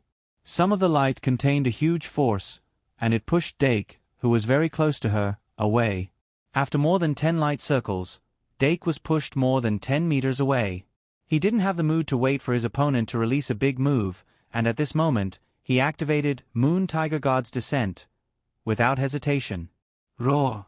Night Tiger Goddess magic power instantly decreased by 1/10, and the magic power that disappeared condensed above his head. The silver-white divine beast, Moon Tiger, finally appeared under the moonlight. Although it wasn't the best time to summon Moon Tiger, the power that Narrate activated at this moment was too strong. Since Moon God Mirror Spin's duration was about to end, Dake didn't choose to keep his trump card. Besides, he had more than one trump card.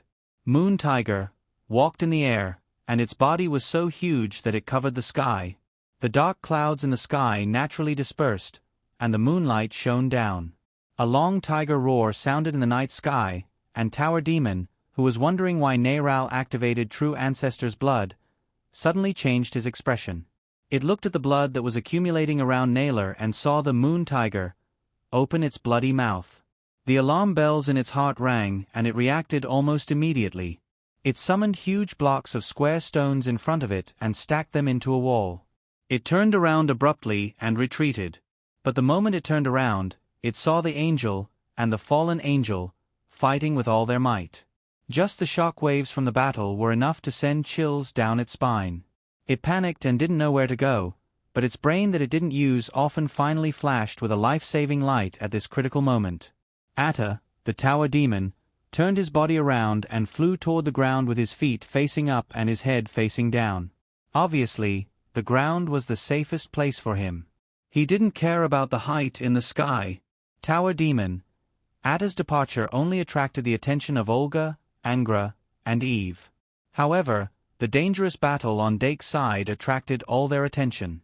After activating the true ancestor's blood, Naylor's originally very thick blood-red hair seemed to have been brushed with a layer of blood paint again. It turned into an extremely dark red color, but on top of the dark red color, there was a layer of red light. Her body also became taller in the blink of an eye. The blood shadow in the corner of her eyes extended, and the fangs in her mouth became sharper. The blood-red light in her eyes became more primitive and murderous. The surging blood waves condensed on her body and formed a dark red dress that exposed half of her chest. The change in Narrate's aura was like the change in Olga's aura before and after she put on her armor. Just as the aura was about to form, Moon Tiger's roar was released along with an angry roar. Night Tiger God, who was standing under Moon Tiger, opened his mouth at the same time. Then, he and Moon Tiger shot out tiger-shaped shockwaves that were almost the same size as each of them.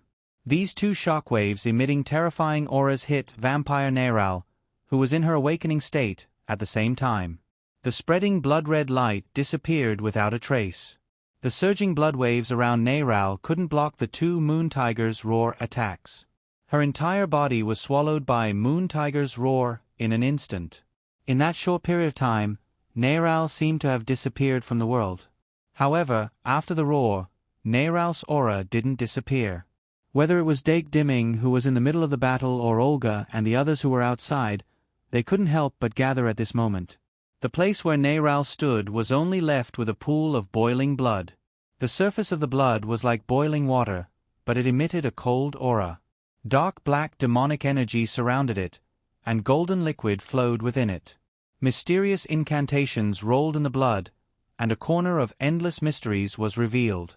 Vampire Narrate's body was recovering.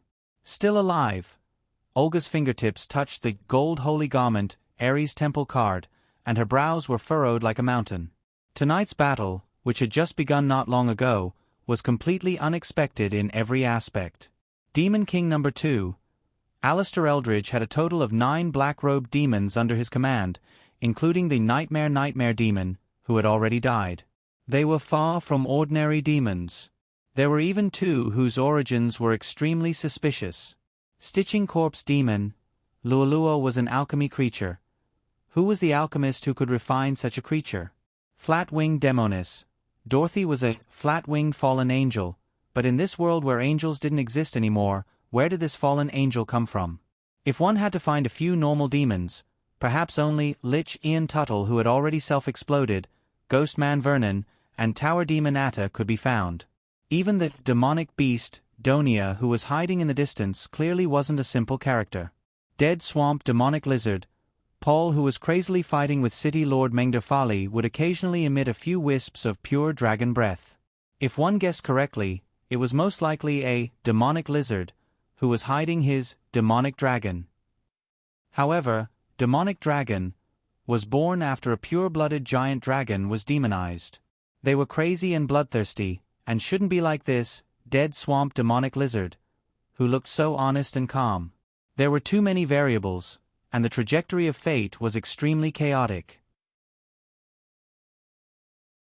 Professor Midia stood at the front of the car and calculated with all her might, but she couldn't see through the direction of fate. However, she could still see that the reason why the situation had turned out like this was purely because this group of people from the Shang Malian Academy was too strong. When the strong faced the weak, they could control the entire situation. They could hide their weakness according to their will, and they could do whatever they wanted. However, When the strong faced off, they couldn't control themselves. On one side were humans, and on the other side were demons. It was impossible for them to believe that the other side would hold back. Therefore, once the battle started, it was like a thunderbolt. Rumble. Realm-breaking thunder still hadn't been destroyed. Alistair Eldridge's powerful palm strike, which had been accumulating power, was blocked for a moment by Professor Shi-Erfu's magic spell card, Gun Array Trap. However, Professor Shi-Erfu and Wind Elf King, Shi-Erfu, both disappeared without a trace. However, this was only the vision in Alistair Eldridge's eyes. Professor Shi-Erfu and Wind Elf King, Shi-Erfu, both turned into wind at the same time, and just like the unity of man and nature in the world of immortal cultivation, they were perfectly integrated with nature. Boundless killing intent was hidden in the natural flow of the wind at that moment. Alistair Eldridge slowly looked around and found that he could no longer sense the specific existence of Professor Shi-Erfu. Vernon, who didn't know that he had escaped from the abyss of death again, quickly stopped after discovering his target. The red magic light on the surface of his body continued to emit outwards. Under his intentional control, part of the magic light flowed along his skin to the horn on the top of his head. Although this horn could occasionally be used as a weapon, its biggest function was actually equivalent to a feeler. It could sense the flow of aura and was extremely sensitive. The reason why the ghost could react quickly to attacks from all directions in close combat was because of the horn on the top of his head. However, at this time, even though the horn was emitting light and heat as if it was being roasted, he couldn't sense any trace of it. "Damn it, I let her escape," the ghost Vernon, who didn't look very smart, said fiercely. At that moment, Alistair Eldridge instantly moved above the ghost.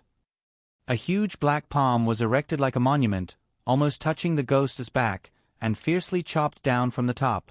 Whoosh! A trace of aura leaked out in an instant. The wind instantly dissipated. The ghost, Vernon, jumped forward in horror and turned around to look at the Demon King in confusion. Alistair Eldridge was still frowning.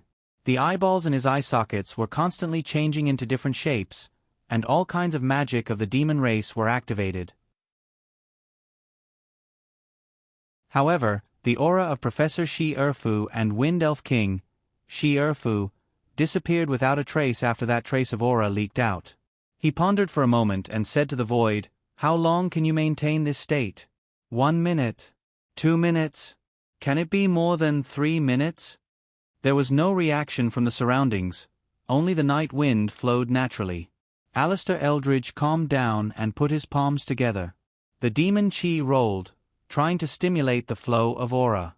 A moment later, he released electric current from the lightning horn on his head, which quickly spread in all directions, setting up a thunder field.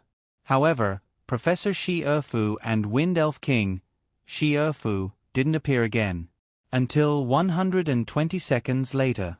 Ghost Man Vernon's head slid down from his neck without a sound.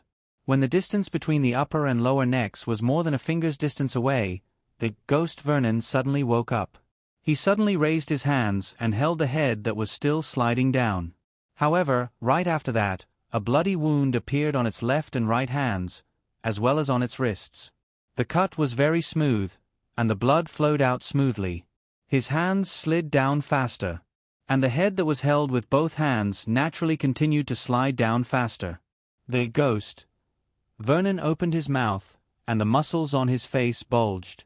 The position between his eyes and mouth, across the bridge of his nose, was completely out of balance.